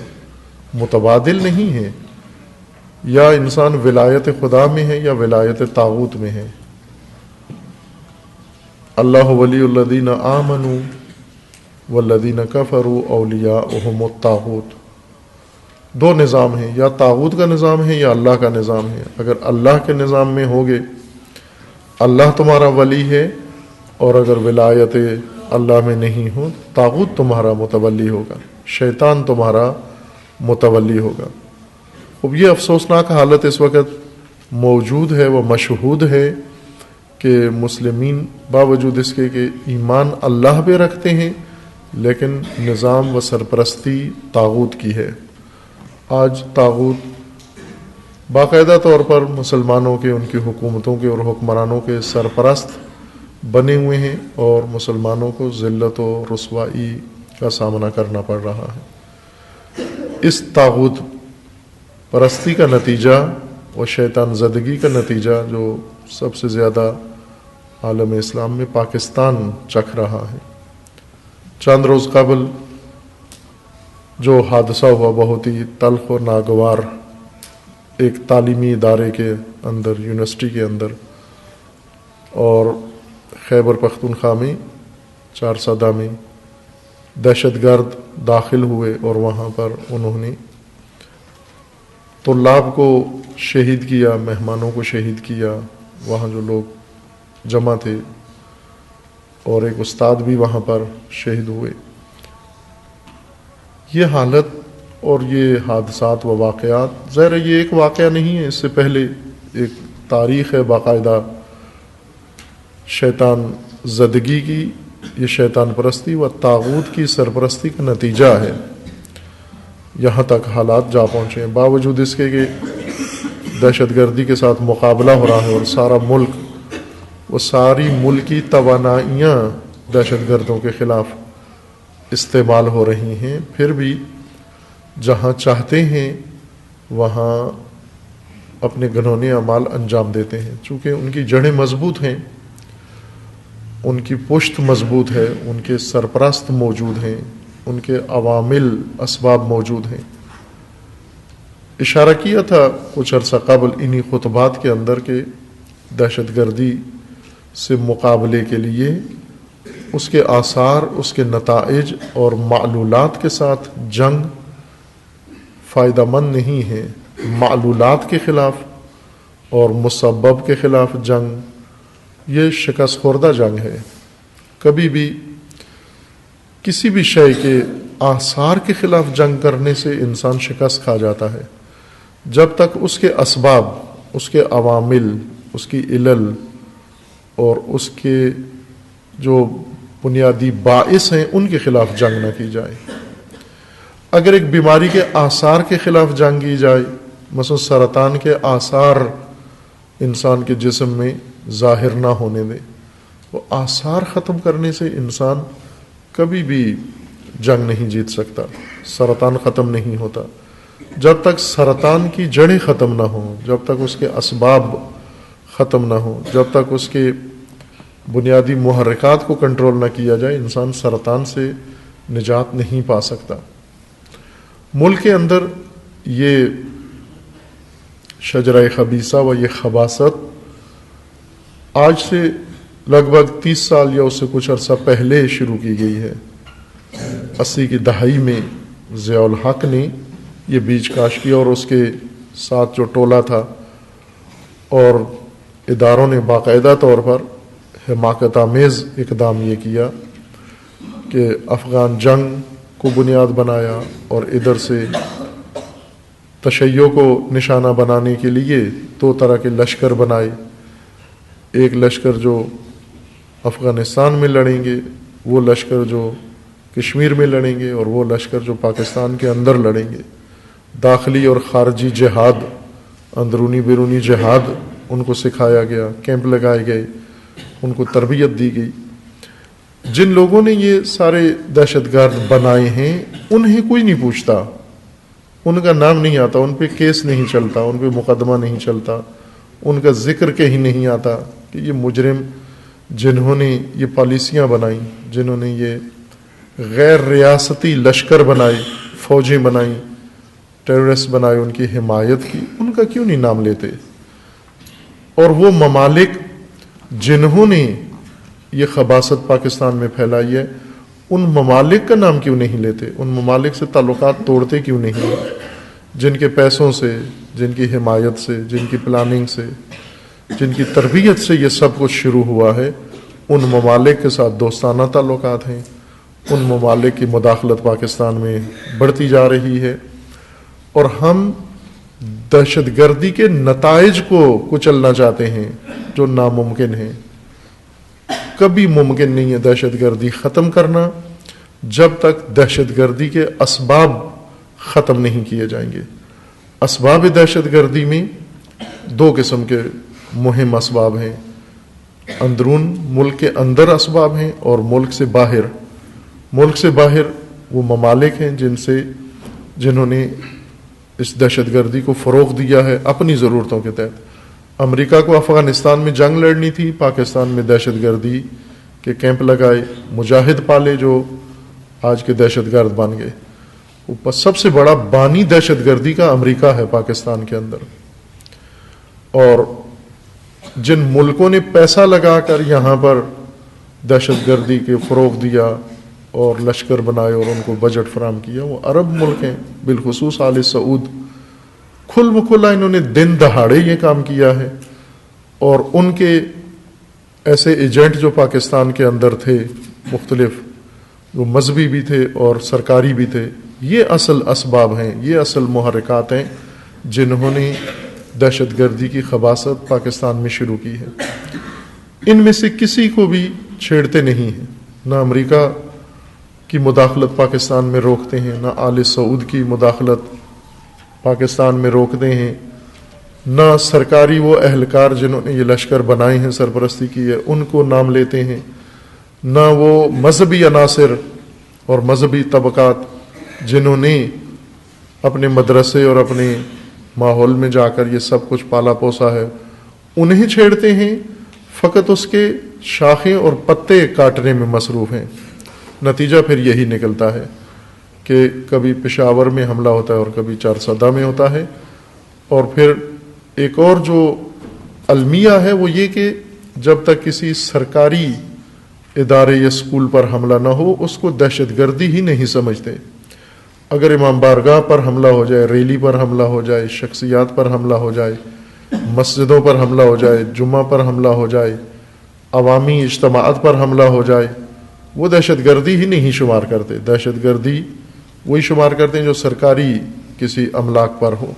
بہرکیف یہ بعض میڈیا کی یا دوسرے لوگوں کی غلط سوچ ہے. حقیقتاً یہ ہے کہ یہ سب دہشت گردی ہے. چارسدہ یونیورسٹی پر حملہ ہو تو بھی دہشت گردی ہے, پشاور اسکول پر حملہ ہو تو بھی دہشت گردی ہے, پشاور میں امامیہ مسجد پر حملہ ہو تو بھی دہشت گردی ہے, پارا چنار میں واقعہ ہو تو بھی دہشت گردی ہے, نائجیریا میں ہو تو بھی دہشت گردی ہے, کراچی و پورے پاکستان میں جہاں پر بھی یہ کارروائی ہو اسے دہشت گردی ہے, اور ایک جیسی دہشت گردی ہے, یکساں ہے. یہ شجرہ خبیثہ جو انہوں نے کاشت کیا ہے, ابھی بھی طالبان کی سرپرستی موجود ہے, بعض اور دہشت گرد گروہوں کی سرپرستی موجود ہے. جو ممالک دہشت گرد بناتے ہیں انہی کے بہانے پھر اگلی کارروائی کے لیے بھی کرتے ہیں. یاد ہوگا آپ کو پہلے اشارہ کیا تھا کہ 2 ہفتے قبل پٹھان کوٹ میں انڈیا کے اندر ان کے ایئر بیس پر حملہ ہوا, جس کا ذمہ دار پاکستانی دہشت گرد لشکروں کو قرار دیا گیا, اور یہاں کچھ کارروائی بھی ہوئی ہے. اور وہیں عرض کیا تھا کہ یہ ایک اسٹریٹجی بن چکی ہے خود زنی کی, کہ اپنے اوپر حملے کرواؤ اور ان حملوں کے انتقام میں پھر دوسرے ممالک یا دوسروں کے اوپر چڑھائی کرو. اور یہ توقع تھی کہ ایسا ہوگا. پٹھان کوٹ کا حملہ یہ علامتیں ظاہر کر رہا تھا کہ پاکستان میں بھی کوئی بڑی کارروائی ہوگی, جس کا جواب یہ ہے کہ وہاں پر ہوئی ہے تو ادھر بھی ہونی چاہیے کارروائی. خوب یہ اس وقت رکے گا یہ سلسلہ کہ جب اس کے اندرونی بیرونی تمام اسباب کو ختم کیا جائے. اور اسباب ختم کرنے کے لیے یہ ہے کہ وہ جتنے اہلکار جہاں بھی ہیں اگر قبروں میں بھی چلے گئے ہیں تو ان پر بھی مقدمہ چلایا جائے, حمید گل جیسے افراد پر مقدمہ چلایا جائے, چونکہ ان کی وجہ سے یہ سب کچھ ہو رہا ہے. ان کے کاشت کردہ یہ پودے ہیں, جو زندہ ہیں ان پر مقدمہ چلایا جائے, انہیں متعارف کروایا جائے کہ پاکستان کو تباہ کرنے والے یہ لوگ ہیں. وہ مذہبی چہرے انہیں بتایا جائے ساری قوم کو کہ یہ ہیں پاکستان کو یہ تحفہ دینے والے دہشت گردی کا. اور ممالک عربی ہوں یا غربی ہوں, امریکہ ہو یا آل سعود ہو, انہیں نمایاں کر کے بتایا جائے کہ پاکستان کی تباہی بدبختی کا ضامن یہ ہے. نہ کہ ان کے ساتھ دوستی لگائی جائے, انہیں دوست کہا جائے, انہیں سرپرست کا بنایا جائے, انہیں بڑا مانا جائے, ان کی چاپلوسی کی جائے, اور پاکستان میں توقع رکھی جائے دہشت گردی ختم ہو رہی ہے. یہ خام خیال ہے, نہیں ہوگی. اوباما نے بیان دیا ہے اسی ہفتے, پچھلے ہفتے 2-3 دن پہلے, جس پہ پاکستان کے بعض سیاستدانوں نے رد عمل بھی دکھایا ہے. اس نے بیان دیا ہے کہ پاکستان کئی دہائیوں تک ناامن رہے گا, استحکام نہیں آئے گا. کئی دہائیوں سے مراد یعنی کئی 10 سال, جیسے ابھی 2000 کی دہائی چل رہی ہے, 2010 کی دہائی چل رہی ہے, یہ 2000 سے 20 تک ایک 10 سال, یہ ایک دہائی کہلاتی ہے. 2001 سے لے کر 2010 تک ایک دہائی ہے. خوب یہ دہائیاں پاکستان میں اوباما نے تقریر کی اپنی, اور اس تقریر میں جو سالانہ کرتا ہے وہ, اس میں یہ کہا کہ پاکستان کئی دہائیوں تک یعنی ابھی اور 20 سال 10 سال ناامن رہے گا. کچھ ہمارے لوگوں نے ایسے رسمی طور پر جواب دیا کہ اوباما صاحب یہ آپ نے صحیح بات نہیں کی, کچھ نے اس طرح گول مول سے تبصرے کیے. یہ اوباما کی پیشن گوئی نہ سمجھیں, وہ کوئی ولی اللہ نہیں ہے کہ اس نے پیشن گوئی کی ہے, اور نہ ہی اس نے کوئی آپ کو ایسا تجزیہ تحلیل کیا, بلکہ اس نے پالیسی اپنی ظاہر کی ہے. پاکستان کے متعلق ان کی پالیسی یہ ہے کہ اس کو 10 سال اور ناامن رکھا جائے گا, ضرورت ہے ان کی پالیسیاں مشرق وسطیٰ کے لیے, ان کی پالیسیاں اپنے ممالک کے لیے, ان کی پالیسیاں دیگر ممالک کے لیے تقاضا کرتی ہیں کہ پاکستان 10 سال ناامن رہے. یہ امریکہ نے اپنی پالیسی کا اعلان کیا ہے, اور یہاں کسی نے کوئی جواب نہیں دیا, اس لیے کہ جرأت نہیں ہے ان کے اندر جواب دیں.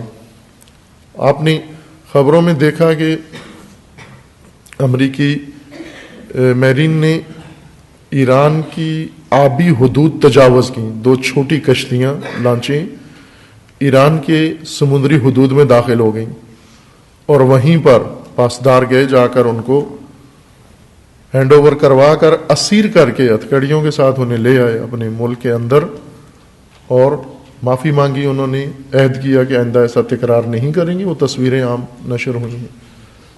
معافی کے بعد ان کو چھوڑا وہاں سے۔ آپ اپنے ملک کا احترام بچائیں، اپنے ملک کی حرمت بچائیں، اپنے ملک کا تقدس بچائیں، کہ ایک شخص ساری دنیا میں آگ لگائے ہوئے ہیں اور پاکستان کے بارے میں اعلان کرتا ہے کہ 10 سال پاکستان نے اور ناامن رہنا ہے۔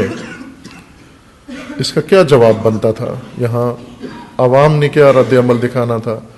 مذہبی جو ہر مسئلے میں کود پڑتے ہیں، دھرنے اور ریلیاں نکالتے ہیں، یہ وقت تھا پاکستان کے استحکام اور پاکستان کے تحفظ اور دفاع پاکستان کے لیے ڈالر لے کر ریلیاں نکالنے والے، یہ وقت ہے پاکستان کے دفاع کے لیے بیان دینا، روڈوں پہ آنا، سڑکوں پہ آنا، اور امریکی اداروں اور امبیسیوں کے سامنے سفیر کو طلب کرو، امریکی سفیر کو پوچھو اس کو کہ کیوں پاکستان 10 سال اور ناامن رہے گا، کیا گناہ کیا ہے پاکستان نے، کیوں یہ پالیسی اعلان کی تم نے کہ باقی دنیا میں امن قائم کرنے کی کوششیں ہو رہی ہیں، پاکستان کو 10 سال مزید ناامن رکھنے کی کوششیں ہو رہی ہیں۔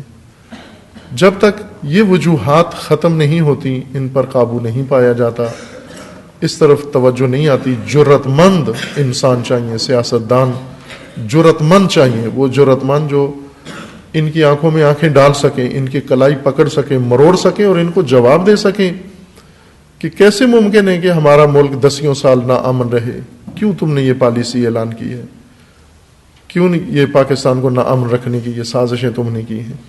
دلیر لوگ چاہیے، غیرت مند لوگ چاہیے جو اپنے ملک کے متعلق ایسے غیر ذمہ دارانہ بیانات کا نوٹس لیں اور اس کا جواب دیں۔ عوام کو بھی چاہیے، تعجب ہوتا ہے کہ چھوٹے چھوٹے کاموں پر جلسے جلوس کرنے والے، دھرنے دینے والے، وہ اتنے اہم مسئلے کے اوپر بالکل ساکت و خاموش ہیں، جیسے ان کے پیر نے بیان دیا ہے اور وہ اس بیان کو سر آنکھوں پر رکھ کے آئندہ 10 سال پاکستان کو مزید غیر مستحکم اور ناامن رکھنے کے لیے گویا اب اور بولی لگی ہے، اور یہ اس کا ٹھیکہ لیں گے کہ اگر پاکستان کو ناامن کرنا ہے تو ہم حاضر ہیں اس ناامنی کے لیے۔ پاکستان کے ایک اور جو اہم گزشتہ ہفتے حرکت انجام پائی ہے، پاکستان کے وزیر اعظم صاحب اور فوجی چیف صاحب سعودی عرب اور ایران میں مصالحت کے لیے گئے ہیں۔ دونوں پہلے سعودی عرب گئے ہیں اور بعد میں ایران گئے ہیں، اور کوشش کی ہے کہ ان 2 ملکوں کے اندر مصالحت کریں، اور جو فضا بن چکی ہے، روابط ان کے سفارتی ختم ہو گئے ہیں اور مزید اس میں تلخی آتی جا رہی ہے، اس میں اپنا کردار ادا کریں۔ جو کچھ سعودی عرب چاہ رہا تھا پاکستان سے، اس کے مقابلے میں یہ بہترین قدم اٹھایا ہے پاکستان نے۔ اس سے میں یہ تو نہیں کہوں گا کہ سعودی عرب اور پاکستان کے مسائل حل ہو جائیں گے، چونکہ سعودی عرب اور پاکستان کے مسائل حل کرنے کے لیے دونوں کے ساتھ برابری کی سطح پر تعلقات ہونا ضروری ہیں۔ جیسے سعودی عرب کے ساتھ تعلقات ہیں، ویسے ہی ایران کے ساتھ ہوں، تو پھر تو ثالثی کا جواز بنتا ہے، چونکہ دونوں طرف ایک جیسا احترام ہے، دونوں طرف ایک جیسا ماحول ہے، اعتماد ہے۔ لیکن اگر ایک کے ساتھ دوستی ہو اور ایک کے ساتھ نہ ہو تو وہاں ظاہر مصالحانہ کردار اتنی امید نہیں ہوتی کہ ہو پائے گا۔ باہر کیف یہ کوشش بہت اچھی ہے، پاکستان کے لیے بہت اچھی ہے۔ ایران کو اس کا فائدہ ملے یا نہ ملے، سعودی عرب کو فائدہ ملے نہ ملے، خود پاکستان کے لیے یہ اچھی پالیسی ہے جو ہمارے ان سیاسی رہنماؤں نے پاکستان کے اختیار کی ہے۔ اس لیے کہ پاکستان متحمل نہیں ہو سکتا اس کشمکش میں، پاکستان کے پاس کوئی راستہ نہیں ہے۔ آپ توجہ فرمائیں، پاکستان کی سیاسی پالیسیوں نے ایسی جگہ پاکستان کو جا پہنچایا ہے کہ اگر ایران سعودی عرب میں مزید مسئلہ بڑھتا ہے، شدت اختیار کرتا ہے، وہ خدا نخواستہ جنگ تک اگر نوبت جا پہنچتی ہے، کہ جس کے آثار ہیں، نفی نہیں کی جا سکتی، چونکہ سعودی عرب کے اندر یہ جنون پایا جاتا ہے جنگ کا، کہ وہ ماموریت ہے ان کی، وہ اس جنگ کے لیے پورے طور پر تیاری کر رہے ہیں. میں ابھی اشارہ کروں گا ایک اور خبر جو نیوز ایجنسیز نے دی ہے کہ وہ پوری تیاری میں ہیں یک طرفہ طور پر کہ یہ جنگ حتماً ہو، شروع ہو. سعودی عرب اور ایران کے اندر اگر مابین یہ مسئلہ بڑھتا ہے، شدت اختیار کرتا ہے، پاکستان کے لیے کوئی امن کا راستہ نہیں بچتا. اس کی وجہ یہ ہے کہ پاکستان اس جنگ میں شریک بھی نہیں ہو سکتا، کسی ایک فریق کا ساتھی بھی نہیں بن سکتا، دونوں کا ساتھ بھی نہیں دے سکتا، لا تعلق بھی نہیں رہ سکتا. وہ ایک ایسے مخمصے میں جب انسان پھنس جائے کہ جہاں آپ دونوں کا ساتھ بھی نہیں دے سکتے، کسی ایک کا ساتھ بھی نہیں دے سکتے، لا تعلق بھی نہیں رہ سکتے، ایسی صورت میں ایک ہی راستہ بچ جاتا ہے کہ ان میں آپس میں تصادم نہ ہو، ورنہ ہمارے لیے سارے راستے بند ہو جاتے ہیں. اب دونوں کا ساتھ نہیں دے سکتے، ظاہر ہے وہ ممکن نہیں ہے کہ ان کی بھی مدد کریں ان کی بھی مدد کریں، یہ تو ناممکن ہے. ایک کا ساتھ دینے کے لیے بیانات تو ہیں، یہاں اخباروں میں بھی بیان آئے ہیں کہ اگر یہ مسئلہ بڑھتا ہے تو ہم سعودی عرب کا ساتھ دیں گے، سعودی عرب کا ہر قیمت پر دفاع کریں گے، یہ اخباری بیان ہے. لیکن عملی طور پر جو اقدام ابھی شروع کیا ہے یہ بہترین اقدام ہے. میں بار بار عرض کر رہا ہوں کہ پاکستان کے لیے بہترین اقدام ہے. اس سے سعودی عرب کو یا ایران کو افاقہ ہو یا نہ ہو، فائدہ ہو یا نہ ہو، لیکن خود اپنے ملک کے لیے یہ بہترین پالیسی ہے جو انہوں نے اپنائی ہے کہ ہمیں پاکستان کو محفوظ رکھنا ہے. ہماری ذمہ داری سب سے پہلے پاکستان کو محفوظ رکھنا ہے. پاکستانی حکومت، پاکستانی فوج، پاکستانی عوام کا پہلا فریضہ پاکستان کو بچانا ہے. یہ نہ ہو کہ کسی اور ملک کی خاطر اپنا، جس طرح پہلے کیا افغانستان کی خاطر اپنا ملک تباہ کر لیا اور دہشت گردی فروغ پائی یہاں پر. یہ غلطی دوبارہ تکرار نہ ہو. ایک کا ساتھ دینے کے رجحانات موجود ہیں، لیکن اس کے نقصانات پاکستان کو بہت ہیں، بہت شدید نقصانات ہیں، اور توقع نہیں کی جاتی کہ پاکستان میں کوئی ایسا ہو جو اتنا پاکستان کو شدید نقصان پہنچانے کے لیے تیار ہو. خیانت ہوگی پاکستان کے ساتھ. لا تعلق بھی نہیں رہ سکتے. لا تعلق اس وجہ سے نہیں رہ سکتے کہ اب اگر یہ تصادم ہوتا ہے، خدا نخواستہ، تو ایران پڑوسی ہے ایران پاکستان کا، اور سعودی عرب خود پاکستانیوں کے بقول کہ وہ محسن ہے ان کا. سعودی عرب نے اتنی انویسٹمنٹ کی ہوئی ہے یہاں پر، اور جس نے اتنا ان کے اوپر احسانات کیے ہوئے ہیں ہر ایک کے اوپر، تو وہ لا تعلق بھی نہیں رہ سکتے، کیونکہ وہ سارا دولت ثروت جو صرف کی گئی ہے وہ ایسے ہی روز کے لیے ہے، اور ان کی امیدیں پاکستان سے بہت زیادہ ہیں. وہ کوئی اپنی فوج کے بھروسے پر نہیں جنگ کی تیاریاں کر رہے، اپنے وسائل کی بدولت جنگ کی تیاریاں نہیں کر رہے. ان کی نگاہیں چند ملکوں پہ لگی ہوئی ہیں جن میں سر فہرست پاکستان ہے، اور ان کی نگاہیں مثلا پاکستان کے بعد مصر پر لگی ہوئی ہیں.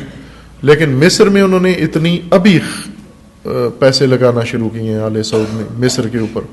اس سے پہلے مصر میں ہمیشہ رقابت رہی ہے ان کی اور مصر کی، چونکہ عرب دنیا کی لیڈرشپ کس کو حاصل ہو. مصر خود عرب دنیا کا رہبر بننا چاہتا تھا جمال عبد الناصر کے زمانے سے، اور ایک زمانے میں جمال عبد الناصر نے یہ لیڈ لے لی تھی اور عرب دنیا کا رہنما بن گیا تھا اور اسے مان لیا گیا تھا.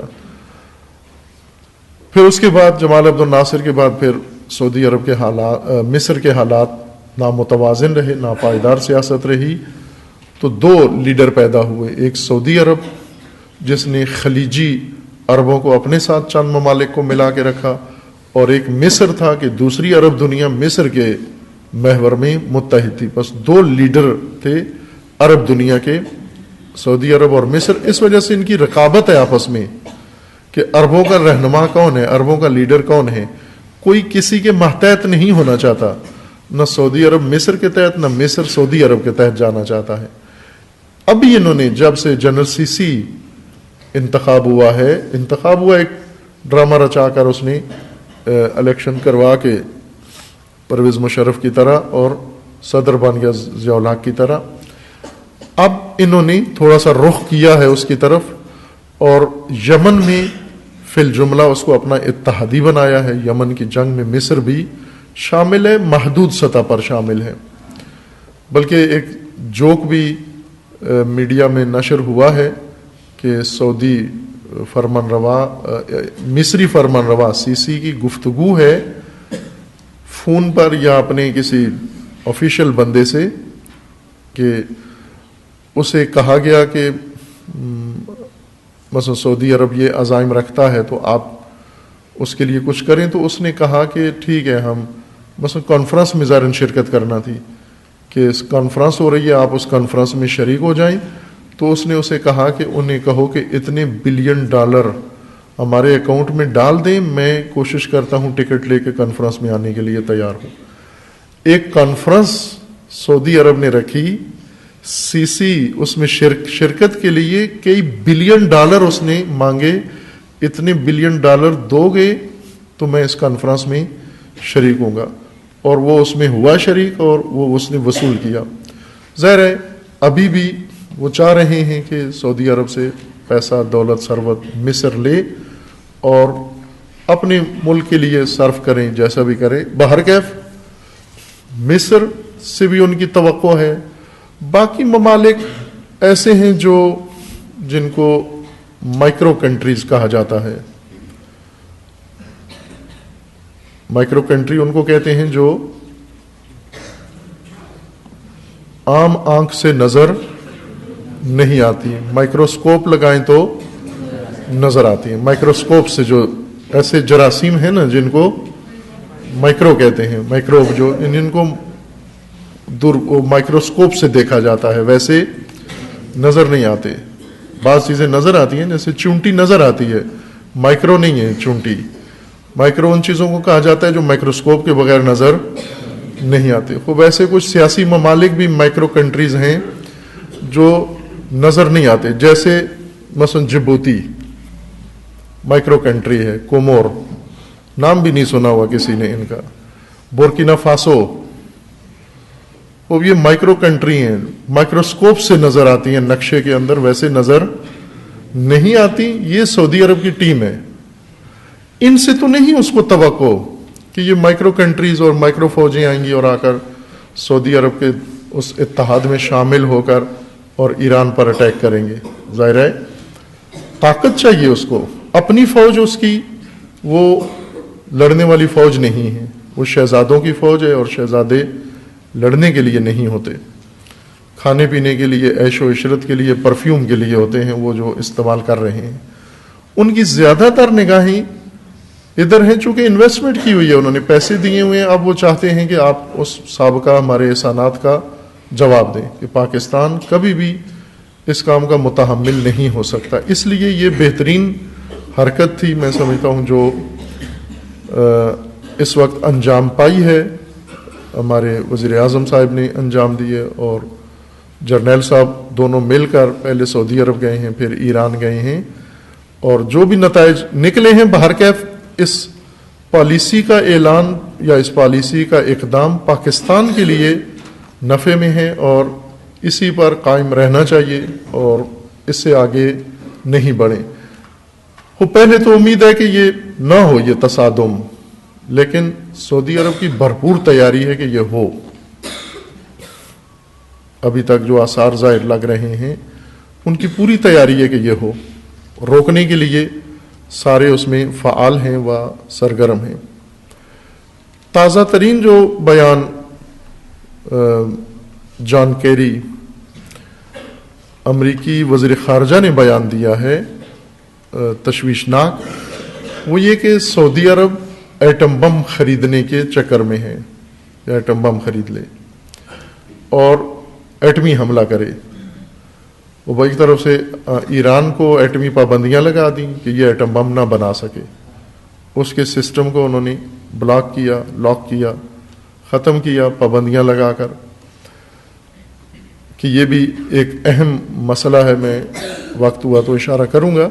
باہر کیف انہوں نے ایک طرف ایٹمی مسئلے کو لاک کر دیا کہ آپ نے کچھ نہیں بنانا، اور جو کچھ بنا چکے ہو وہ بیچ دو۔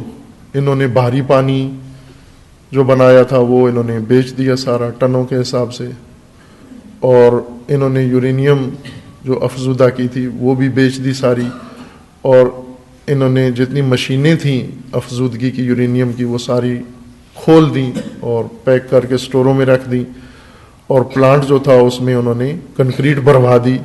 اس طرح سے اقدام ایران کے اوپر کروا کے پابندیوں کے زور پر، اقتصادی پابندیوں کے زور پر یہ سسٹم انہوں نے لاک کروا دیا۔ اور دوسری طرف سے ظاہر ہے سعودی عرب کے پاس ایٹمی توانائی نہیں ہے، ایٹمی طاقت نہیں ہے، نہ ایسے اس کی علمی طاقت ہے، پاور ہے، نہ بنا سکتا ہے، لیکن پیسہ ہے اور پیسے کے ذریعے سے خریدنا چاہتا ہے۔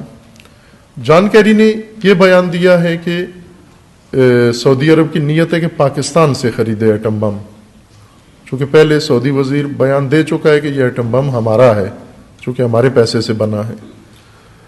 اور جان کیری نے رہنمائی کی ہے اس سعودی وزیر کی کہ آپ نے اگر ایٹم بم خریدنا ہے تو آپ کو اس کا قانونی راستہ طے کرنا پڑے گا، یہ نہیں کہا نہیں خرید سکتے، خریدنے کے لیے آپ کو اس کا قانونی راستہ طے کرنا پڑے گا۔ یعنی قانونی راستہ یہ ہے کہ آپ UN سے اجازت لیں پہلے کہ آپ کو ایٹم بم چاہیے۔ خوب ظاہر ہے موجودہ حالات میں وہ کہیں کہ جی ہمیں دفاع کے لیے ضرورت ہے ایٹم بم کی، اور UN اجازت دے۔ UN میں امریکہ اور اس کے حواری ہیں، خوب یہ اجازت دینے کے لیے اور بلینز ڈالر ان سے لیں گے۔ ایٹم بم کی قیمت الگ ہوگی اور اجازت الگ ہوگی۔ اس لیے میں کہہ رہا ہوں کہ پاکستان کے جو رہنماؤں نے پالیسی اختیار کی ہے یہ پاکستان کے حق میں بہترین پالیسی ہے، اور پاکستان کے لیے خاطر بقا کے خاطر اس کو انہیں جاری رکھنا چاہیے، اس پر اصرار کرنا چاہیے۔ پاکستان کا نام صرف استعمال کر رہے ہیں، پاکستان نہیں دے گا ایٹم بم، ان کو طے ہے یہ کہ نہیں دے گا، لیکن سعودی عرب نے ایٹم بم اسرائیل سے یا لے لیا ہے یا لینا ہے، لیں گے اسرائیل سے، نام پاکستان کا لگائیں گے، اور جب استعمال کریں گے، چونکہ یہ دیوانے ہیں سعودی عرب کے حکمران، خصوصاً یہ موجودہ جو باپ بیٹا ہیں، یہ باقاعدہ رسماً پاگل ہیں، یہ نہ کہ ان کو سرزنش کے طور پر کہا جاتا ہے پاگل، واقعاً پاگل ہیں، دماغ کام نہیں کرتا ان کا۔ باپ تو ختم ہو گیا ہے، اس کا ذہن بالکل ہی ایکسپائر ہو گیا ہے، اور بیٹا بھی ایک جوان لاابالی لاپرواہ دیوانہ، اور یہ اس چکر میں ہیں کہ ہم یہ کام کریں، ایٹم بم لے کے ایک دفعہ پھینک دیں اور اس سے ختم ہو جائیں۔ اسرائیل حاضر ہے یہ خدمت کرنے کے لیے۔ اسرائیلی وزیر اعظم نے بیان دیا ہے کہ اسرائیل کے ساتھ یورپی یونین اور یورپی ممالک، یورپی حکمران اسرائیل کے ساتھ بات کرنے کا ادب عربوں سے سیکھیں۔ یہ کل کا بیان ہے اسرائیلی وزیر اعظم کا کہ یورپ والے اسرائیل، چونکہ یورپ والے کبھی کبھار بیان دے دیتے ہیں، جیسے سویڈن کے وزیر خارجہ نے بیان دیا ہے، سویڈن کی وزیر خارجہ نے بیان دیا کہ اسرائیل پر مقدمہ چلنا چاہیے، اس نے جنگی جنایات انجام دیے فلسطینیوں پر۔ ان کو بہت برا لگا سویڈن کی وزیر خارجہ کا بیان، عورت ہے وہ۔ اس طرح کے اور ایک دو ممالک نے بیان دیا کہ اسرائیل فلسطین کے اوپر ظلم کر رہا ہے یا جارحیت کر رہا ہے، جو ان کو بہت برے لگے یہ بیان۔ اس نے سویڈن کی وزیر خارجہ کو بیان دیا ہے کہ اسرائیل کے ساتھ بات کرنے کا ادب عربوں سے سیکھو، کہ دیکھو عرب کتنے ادب سے ہمارے ساتھ بات کرتے ہیں، کتنا اسرائیل کا احترام کرتے ہیں۔ یہ اس نے خود ریفرنس دیا ہے سویڈن کی وزیر خارجہ کو، یا حوالہ دیا ہے اس نے۔ اسرائیل چاہتا ہے کہ یہ کام ہو، چونکہ اگر یہ جنگ ہوتی ہے تو اسرائیل کے پاس ایٹمی طاقت ہے، پہلے سے اس نے آزاد ہے، وہ امریکہ کے شیلٹر کے نیچے بم بنا بھی چکا ہے، بنا بھی رہا ہے، اس کی ایٹمی طاقت ہے بھی، اور وہ کسی دنیا کے ادارے کا رکن بھی نہیں ہے، پابندیاں بھی قبول نہیں کرتا، اس کے کوئی معائنہ چیکنگ بھی نہیں ہوتی، نہ کوئی اس کو روکتا ہے، چونکہ امریکہ اور یورپی یونین اس کے محافظ ہیں۔ یہ ظاہر ہے اسرائیل خود ایٹم بم استعمال کرنا اس کی اپنی نابودی ہے. وہ چاہتا ہے کہ یہ کرے اور اسے دنیا میں آل سعود سے بہتر نظر نہیں آتے, اسے یقین ہے کہ یہ کر دیں گے استعمال. اب مشکل یہاں پر جیسے میں نے کہا تھا کہ پاکستان کے لیے اب صورتحال یہ بن گئی ہے کہ نہ جائے رفتن نہ پا ایماندن, نہ لا تعلق رہ سکتے ہیں نہ اس جنگ میں شریک ہو سکتے ہیں. بہترین پالیسی یہ ہے کہ یہ نہ ہو, یہ تصادم نہ ہو, کیونکہ تصادم ہوگا تو یہ جنون آمیز کاروائیاں کریں گے اور پاکستان شامل نہ بھی ہوا پاکستان کا نام استعمال کریں گے کہ یہ ایٹم بم ہم نے پاکستان سے لیا, چونکہ پہلے بیانات دے چکے ہیں, پہلے ہی عالمی میڈیا پر کہہ چکے ہیں کہ پاکستان کا ایٹم بم چونکہ ہمارے پیسے سے بنا ہے ہمارا ہے, ہمیں اپنے ملک میں بنانے کی ضرورت نہیں ہے. لیکن جیسا میں نے عرض کیا کہ اصل کام جو انہوں نے کیا ہے یا اس کے لیے میدان ہموار کر رہے ہیں کہ یہ لیں گے ایٹمی اسلحہ اسرائیل سے اور نام پاکستان کا بدنام کریں گے, اور اس طرح سے مشکلات ہمارے لیے اور بڑھ جائیں گی. اور ننگ و آر بھی ہے کہ پاکستان کا نام ایسے مہلک ہتھیاروں کے استعمال کے لیے استعمال ہو. اس لیے میں کہہ رہا ہوں کہ یہ بہترین پالیسی ہے جو اس وقت کے ہمارے سیاسی عسکری رہنماؤں نے اپنائی ہے ملک کی بقا کے لیے. اسی کے اوپر عمل پیرا ہوں اور اس کے ذریعے سے روکیں بھی اس تصادم کو اور کم از کم اپنے ملک کو ترجیح دیں. سب سے زیادہ ترجیح سعودی عرب اور ایران دونوں پر, چونکہ ان کی ذمہ داری پاکستان بچانا ہے, ایران بچانا یا سعودی عرب بچانا نہیں ہے. وہ ایرانیوں کی ذمہ داری ایران بچانا ہے, سعودیوں کی ذمہ داری سعودی عرب بچانا ہے, پاکستانیوں کی ذمہ داری پاکستان بچانا ہے. نہیں ہے کہ ہم پاکستان ڈبوئیں کسی کی خاطر یا تباہ کریں, کسی کی خاطر تباہ کریں ہم. یہ خطرناک امر یہ پالیسی کے طور پر اس وقت جاری ہے جو اوباما نے بیان دیا کہ دہائیوں تک پاکستان نا امن رہے گا. اب یہ بہت ہی ظالمانہ بیان ہے اور بہت ہی شیطانی پالیسی کا اس نے اعلان کیا ہے.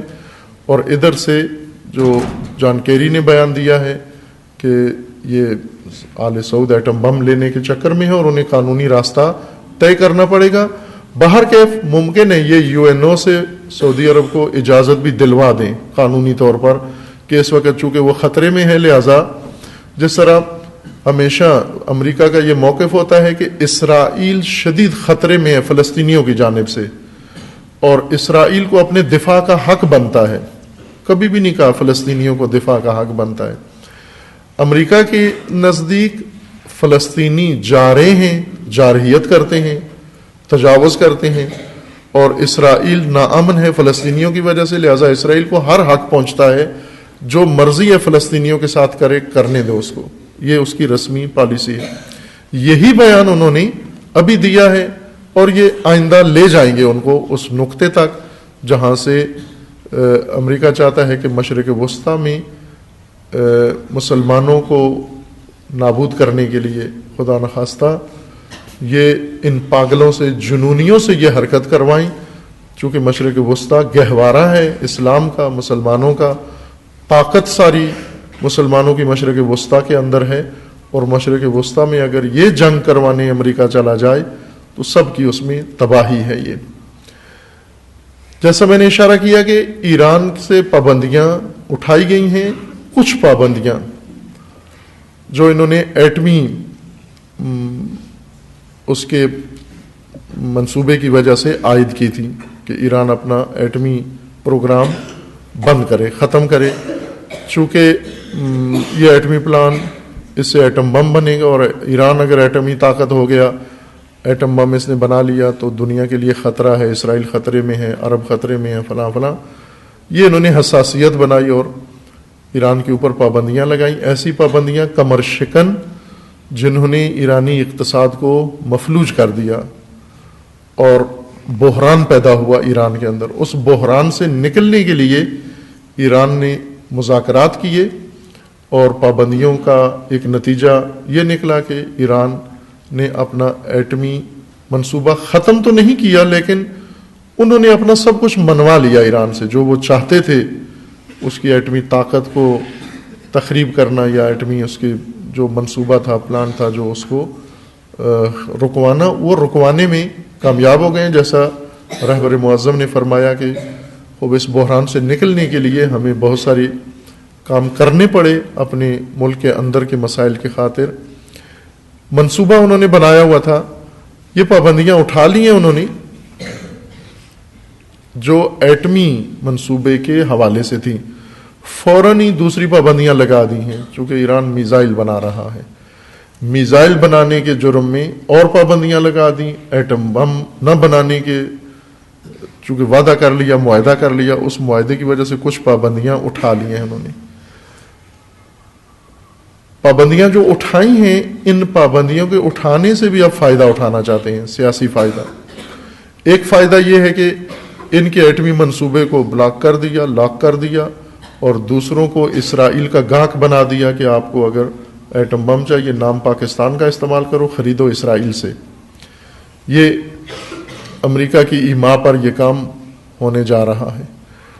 ایک اور فائدہ جو چاہتے ہیں ایران میں پابندیوں کے اٹھانے سے، ایران میں الیکشن ہو رہے ہیں، پارلیمانی الیکشن بھی ہو رہے ہیں، اور خبرگان رہبری کے ایک کونسل ہے، اس کونسل کا نام ہے خبرگان رہبری، یعنی اہل خبرہ انسان، مجتہدین، 80-82 افراد کی کونسل ہے جس میں سارے مجتہدین ہیں.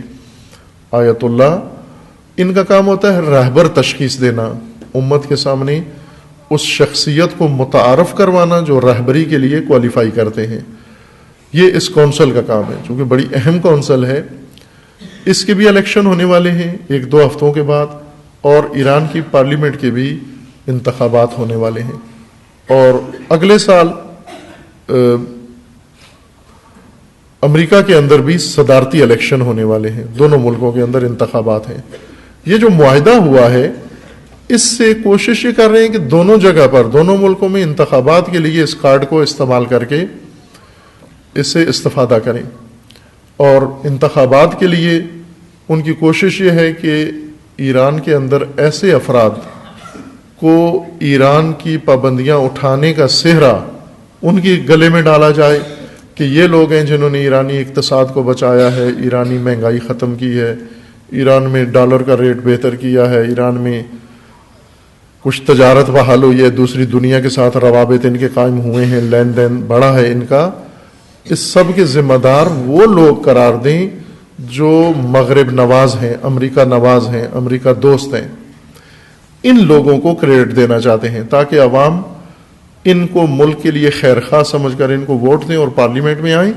اور پھر اس کے بعد آہستہ آہستہ جو انقلابی دھڑا ہے ایران کے اندر، انقلابی گروہ ہے، اس کو تنہا کریں، اس کو کمزور کریں، ضعیف کر کے، اور نہایتاً اس کو ختم کر دیں. سیاست میں اس کا عمل دخل انقلابی گروہ کا ختم کریں. یہ امریکہ شیطان کی منحوس پالیسی ہے، ایک تیر سے کئی شکار کرنے جا رہا ہے کہ ایٹمی منصوبہ ایران کا روک کر اسرائیل کا ایٹمی منصوبہ بڑھانے کی کوشش میں ہے، اور مشرق وسطیٰ میں یہ فساد پھیلانے کے چکر میں ہے. دوسری طرف سے ایران کے اندر اپنا پسندیدہ گروہ لانے کے چکر میں ہے کہ پابندیاں لگائی رکھی عرصے تک 4-5 سال، پابندیاں اٹھانے سے اپنے جو ہم نوا ہیں امریکہ نواز، ان کو لانا چاہتا ہے کہ ایران کی سیاست میں عمل دخل، پارلیمنٹ میں اکثریت ان کی ہو جائے، اور پھر امریکہ کے ساتھ دوستی اور ایران پورا امریکہ کے حوالے ہو جائے جیسا پہلے تھا انقلاب سے پہلے. یہ ایک ہدف ہے اس کا. دوسرا ہدف خبرگان کونسل، اس کے بھی الیکشن ہو رہے ہیں. جیسے میں نے عرض کیا کہ وہ کوئی 80-82 مجتہدین پر مشتمل ہوتی ہے جنہیں عوام چنتے ہیں. ہر علاقے کے عوام ووٹ کے ذریعے سے ان مجتہدین کو رائے دیتے ہیں، اور یہ مجتہدین پھر رہبر تشخیص دیتے ہیں.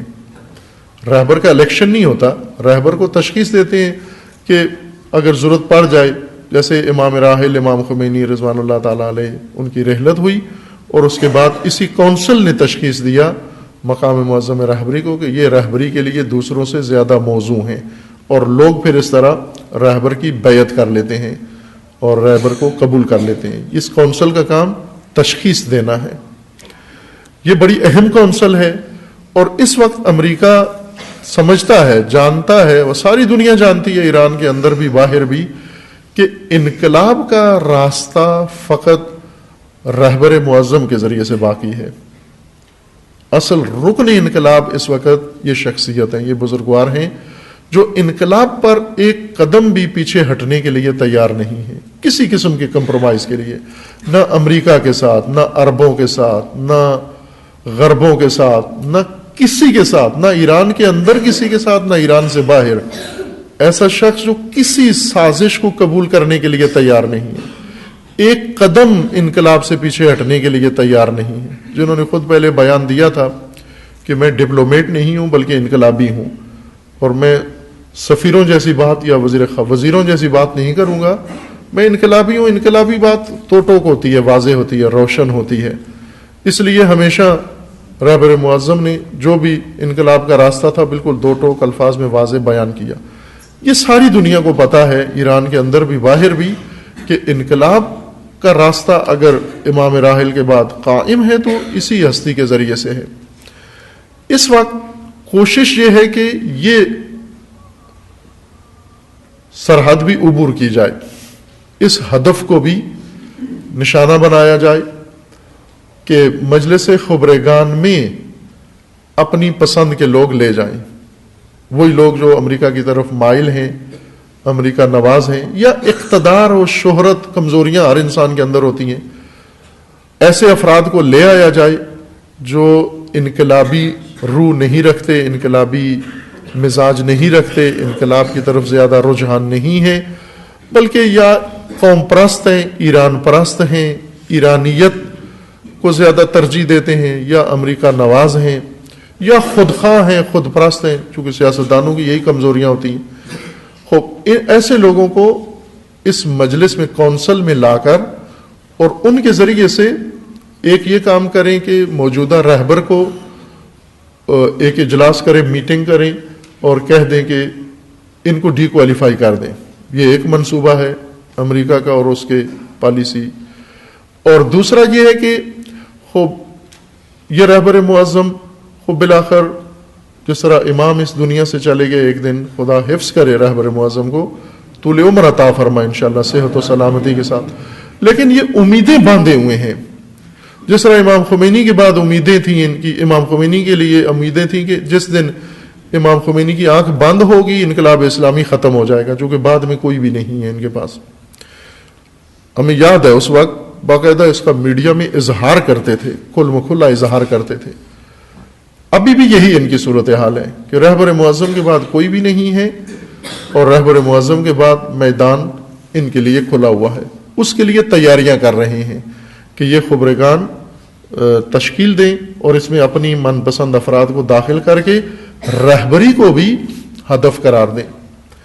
اور رہبری کو کے لیے انہوں نے عجیب و غریب قسم کے منصوبے بنائے ہیں. میں گزشتہ روز بھی کسی گفتگو میں عرض کیا تھا کہ ایک کام جیسے رسول اللہ کے جانشین کے ساتھ امیر المومنین کے خلاف پہلی جنگ جمل لڑی گئی. سب سے پہلی جنگ جمل تھی، بعد میں دوسری جنگیں صفین وغیرہ بعد میں ہوئی. جنگ جمل بڑی پیچیدہ جنگ ہے. جنگ جمل میں جانشین رسول اللہ کے مقابلے میں، علی علیہ السلام کے مقابلے میں خاندان رسول اللہ کے افراد کو لے کر آئی. زوجہ رسول اللہ کو، خاندان رسول تھی زوجہ رسول اللہ، ان کو لے کر آئے امیر المومنین کے مقابلے میں، جانشین رسول کے مقابلے میں خاندان رسول لے کر آئے. بہو یہی نقشہ اس وقت ایران کے اندر امام خمینی کے جانشین کے مقابلے میں امام خمینی کا خاندان لے کر آئے. امام خمینی کے پوتے کو تیار کیا کہ آپ آؤ اور ہم آپ کو مجلس خبرگان میں رکن بناتے ہیں اور بعد میں آپ کو رہبر بنا دیں گے. تیار کر کے لائے. وہ مجلس خبرگان چونکہ مجتہدین کی مجلس ہے، کونسل ہے، اس کونسل کے لیے انہوں نے کہا جی ٹھیک ہے، اگر یہ آنا چاہتے ہیں بڑے شوق سے آئیں، لیکن مجتہد ہونا ضروری ہے، آیت اللہ ہونا ضروری ہے، فقیہ ہونا ضروری ہے. اور فقہا تو اجتہاد اگر مسلم نہیں ہے تو امتحان دینا پڑے گا. آئیں آپ اجتہاد کا امتحان دیں, اگر پاس ہو جاتے ہیں پھر آپ آئیں الیکشن میں حصہ لیں. پبلک نے اگر آپ کو ووٹ دے دیے آپ اس کونسل کے رکن بن جائیں گے.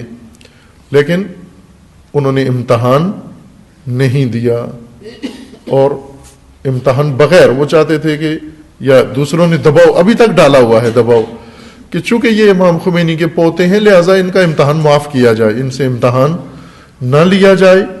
ہوتا ہے چونکہ اس خاندان سے تعلق ہے, امام کے خاندان سے, اس وجہ سے کہا کہ ان سے امتحان لینا یہ امام خمینی کی توہین ہے, ان کو یہ کہنا امام خمینی کی توہین ہے.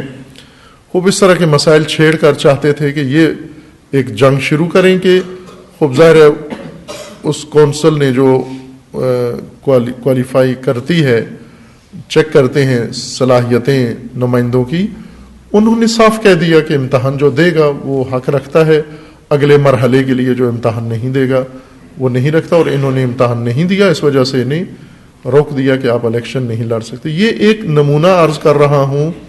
اس وقت ایران کے اندر, باہر تو آپ دیکھ رہے ہیں جو کچھ کر رہے ہیں مشرق وسطیٰ میں, آل سعود باقاعدہ جنگی جنون میں مبتلا ہیں اور ہر قیمت پر یہ جنگ چھیڑنا چاہتے ہیں کہ کسی طرح یہ جنگ شروع ہو. لیکن ادھر سے ایک تو امریکہ نے یہ عالمی دباؤ بڑا, اقتصادی پابندیاں لگائیں, اقتصادی دباؤ, سیاسی طور پر دباؤ ایران کے اوپر رکھا ہوا ہے, شدید دباؤ, اور ادھر سے جنگی دباؤ آل سعود کو تیار کیا ہے کہ یہ جنگ کے لیے تیار ہو جائیں. اور اس نے وہ مائکرو ممالک کو اپنے ساتھ ملا کر 34 لشکر تشکیل دیا ہے کہ ان کے ذریعے سے جنگ کرنے آئے گا. اور اندر ملک کے اندر یہ فضا بنائی ہوئی ہے اور ہر پتہ ہر مقصد کے لیے استعمال کر رہے ہیں. یہ ان کا شیطانی منصوبہ ہے کہ الیکشن جیتنے کے لیے بھی پابندیاں اٹھائی ہیں جان بوجھ کے.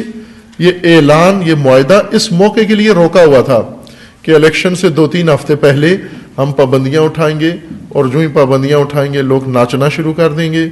یہ ایران سے پابندیاں اٹھ گئیں اور پھر ہم کہیں گے یہ پابندیاں جو اٹھی ہیں یہ رہبر کی وجہ سے نہیں اٹھی, یہ اس گروہ کی وجہ سے اٹھی ہیں جو امریکہ سے دوستی چاہتا ہے. تو اگر ان لوگوں کو ووٹ دو تو امریکہ آئندہ بھی ایسی نوازشیں تمہارے اوپر کرتا رہے گا, پابندیاں لگا کے اٹھاتا رہے گا, تمہیں تحفے دیتا رہے گا, پہلے لگائے گا پابندیاں پھر اٹھا لے گا. رہبر معظم نے خوبصورت مثال دی, کہا کہ اس میں چونکہ کچھ لوگ ہیں امریکہ کا شکریہ ادا کر رہے ہیں ایران میں کہ امریکہ شکریہ تو نے پابندیاں اٹھا لی. رہبر معظم نے اپنے کل کی تقریر میں ان کو ڈانٹا, بیوقوفو, احمقو, عقل نہیں ہے تمہاری کہ گھر تمہارا ہے. یہ مثال دی رہبر معظم نے, یہی مثال دی کہ گھر تمہارا ہے, تمہارے گھر پر آ کر ایک ڈاکو, ایک مافیا آ کے قابض ہو گیا بندوق کے سہارے, کہا یہ پلاٹ مجھے دے دو, اور آپ نے کوشش کی, عدالت گئے, جرگہ بلایا, پنچایت بلائی, بات چیت کی, دباؤ بڑھایا, مذاکرات کیے, اور اس کے ذریعے سے اب وہ ظالم راضی ہو گیا ہے کہ ٹھیک ہے میں آپ کے گھر سے نکلتا ہوں. لیکن نکلتے ہوئے بھی اس نے کہا کہ آدھا پلاٹ میں رکھوں گا, آدھا تمہیں دوں گا اور آدھا میرے پاس رہے گا. اور اب جب وہ آدھا چھوڑ کے نکل رہا ہے, آپ کا گھر اس کا نہیں تھا, اپنا گھر نہیں دے رہا آپ کو, آپ کا گھر آپ کو دے رہا ہے. آپ اس بات پر اس کا شکریہ ادا کر رہے ہو کہ تیرا بہت شکریہ کہ تو نے ہمارا گھر غصب کیا تھا, اب نکل رہا ہے, آدھا تیرے پاس ہے, آدھا تو ہمیں دے رہا ہے, ہم تیرے شکر گزار ہیں. رہبر معظم نے فرمایا یہ ذلت ہے, یہ بے غیرتی ہے, وہ مذمت کے قابل ہے. اس کو کیا حق بنتا تھا پابندیاں لگانے کا جب جتنے حقوق سارے ممالک کے ہیں وہ ہمارے بھی ہیں. یہ اس وقت شرارت ہے و شیطنت ہے جو خطے کے اندر, اس علاقے کے اندر امریکہ انجام دے رہا ہے, مسلمان ممالک کے اندر ماحول خراب کر رہا ہے تاکہ اس طرح اسرائیل کو بھی تحفظ دے, اور عربوں کو اکسا رہا ہے. اور خصوصاً یہ جنونی جو اس وقت سعودیہ کے اندر ہے. میں تکمیل مطلب کے لیے یہ بھی عرض کرتا چلوں کہ چونکہ امریکہ کا مقصد بھی یہی ہے کہ نیا مڈل ایسٹ بنائے اور مڈل ایسٹ کی جو طاقتیں ہیں ان کو توڑے, پہلے آپ کو یاد ہوگا کہ جنگ عظیم، یاد ہوگا سمران، یعنی پڑھا ہوگا یا سنا ہوگا آپ نے کہ دوسری جنگ عظیم تک ایک سلطنت تھی، عثمانی سلطنت جسے کہتے تھے، پہلے سے ٹوٹ پھوٹ کا شکار ہو رہی تھی. پہلے ایک حکومت تھی پوری دنیا اسلام کی، اس ایک حکومت میں پھر کچھ علاقے الگ ہو گئے، آخر کار یہ عرب دنیا اور ترکی اور کچھ علاقے یہ عثمانی خلافت کے تحت تھے. ایک حکومت تھی بڑی، یعنی دنیا میں طاقتیں، بڑی طاقتیں جو اس وقت تھیں، ایک روس بڑی طاقت تھا، اور ایک امریکہ بڑی طاقت تھا، اور ایک یا برطانیہ تھا امریکہ سے پہلے، اور ایک عثمانی. 3 بڑی طاقتیں دنیا میں تھیں.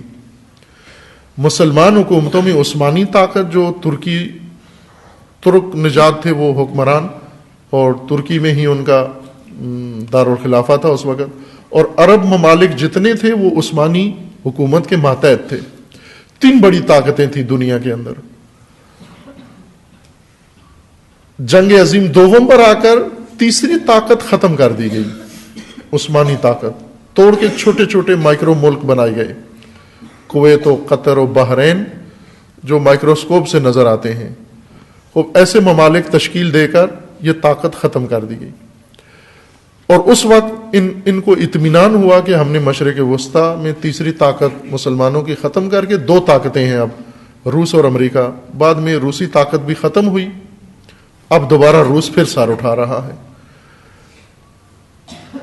لیکن اس دوران یہ ہوا کہ کچھ نئی طاقتیں وجود میں آ گئیں، جیسے تیل کی طاقت مشرق وسطیٰ میں آنے سے عرب ممالک میں تیل کی طاقت آ گئی، یا انقلاب اسلامی برپا ہونے سے خود ایران جو پہلے امریکہ کا کٹ پتلی حکمران تھا اور امریکہ کی ایک کالونی کے طور پر تھا ایران، اب انقلاب اسلامی آنے سے وہ بھی ایک طاقت بن گیا ہے. صدام ایک طاقت بن گیا تھا. ان طاقتوں کو بھی ختم کرنا ہے، توڑنا ہے.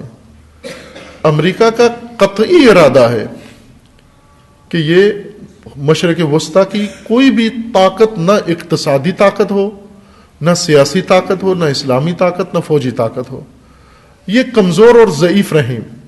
کمزور کرنے کا ایک ذریعہ جیسے عراق پر خود حملہ کر کے ایک حکومت، طاقتور حکومت ختم کر دی وہاں پر. صدام اگرچہ وہ جو بھی تھا ظالم تھا اور خود ایک فتنہ تھا مسلمانوں کے لیے، لیکن ایک طاقت تھی اس علاقے کی، سیاسی طاقت تھی، فوجی طاقت تھی اس کی، اسے خود نابود کر دیا. اور وہ ملک افراتفری کا شکار کر کے اس میں لشکر داعش بنا کے اور اس کو کمزور کر دیا. اب چاہ رہا ہے کہ عراق 3 عراق بن جائے، کرد عراق، شیعہ عراق اور سنی عراق. یہ باقاعدہ امریکہ نے رسماً اعلان کیا ہے کہ عراق ٹوٹنا چاہیے.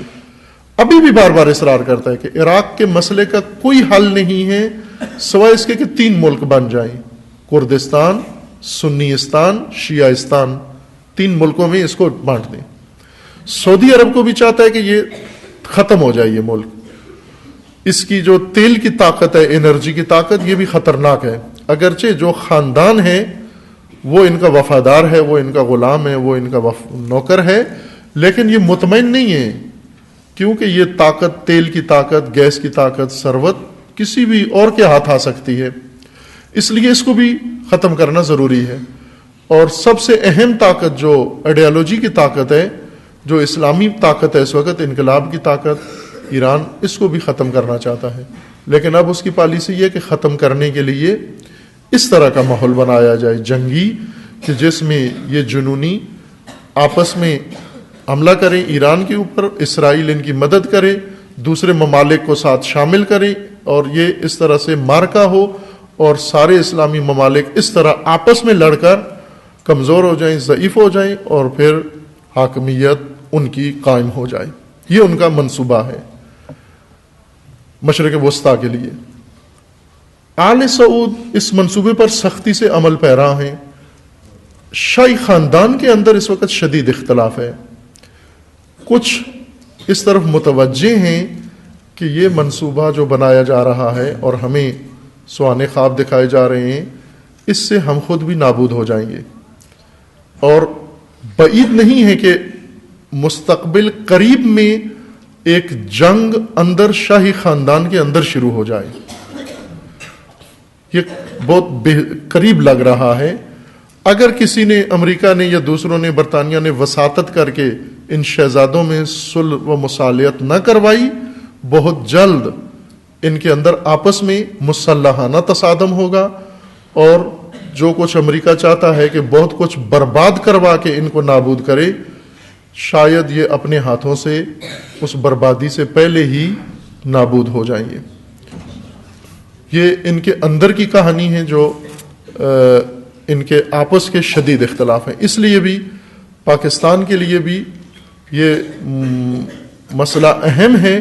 پاکستانی قوم، پاکستانی میڈیا، پاکستانی سیاست، حکمران، حکومت، سب کے سب کہ ان کے اس خاندان کے اندر جو کچھ ہونے والا ہے، پاکستان اپنے آپ کو بچا کے رکھے اس سے. اس میں پاکستان کا زیادہ نقصان ہوگا اگر اس سے آگے بڑھتے ہیں. باہر کیف خداوند تبارک و تعالی انشاءاللہ تمام شیاطین سے امت اسلامیہ و سرزمین اسلامیہ کو محفوظ فرمائے انشاءاللہ. دعا گو ہیں خداوند تبارک و تعالی کی بارگاہ میں، پروردگارہ بحق اسماء حسناء خود، بحق اولیاء، بحق رسول اللہ، بحق آل رسول، بحق شہداء، بحق شہداء کربلا، خداوندہ امت اسلامیہ کو ظلم و ستم سے نجات عطا فرما، ان ظالمین کو ظلم سمیت نیست و نابود فرما، امریکہ اور اسرائیل کا خاتمہ فرما، امت اسلامیہ میں وحدت و اتحاد قائم فرما، امت اسلامیہ کو فتنوں سے رہائی عطا فرما، فتنہ گروں کو فتنوں سمیت نیست و نابود فرما، فتنہ تکفیریت و داعش کو محو فرما، اس کے بانیوں اور حامیوں کو رسوا فرما.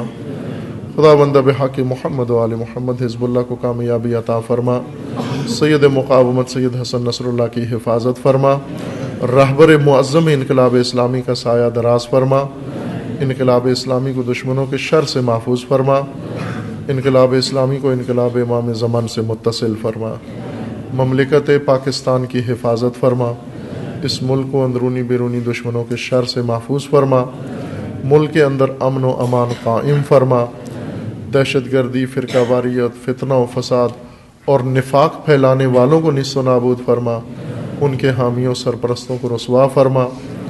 پیروان امیر المومنین جہاں کہیں بھی ہیں، بالخصوص سعودی عرب میں، یمن میں، بحرین میں، عراق میں، شام میں، لبنان میں، افغانستان میں، ہندوستان میں، دیگر مقامات پر و بالاخص پاکستان میں، سب کے عزت و مال و جان و ناموس کی حفاظت فرما. خداوند بحق محمد و آل محمد اپنے ولی حق ولی اللہ العظم اجل اللہ تعالی فرج و شریف کا جلد از جلد ظہور فرما. ہمیں حضرت کے اعوان و انصار میں سے ہونے کی توفیق عطا فرما. اعوذ باللہ من الشیطان الرجیم، بسم اللہ الرحمن الرحیم. انا اعطیناک الکوثر فصل لربک وانحر ان شانئک هو الابتر.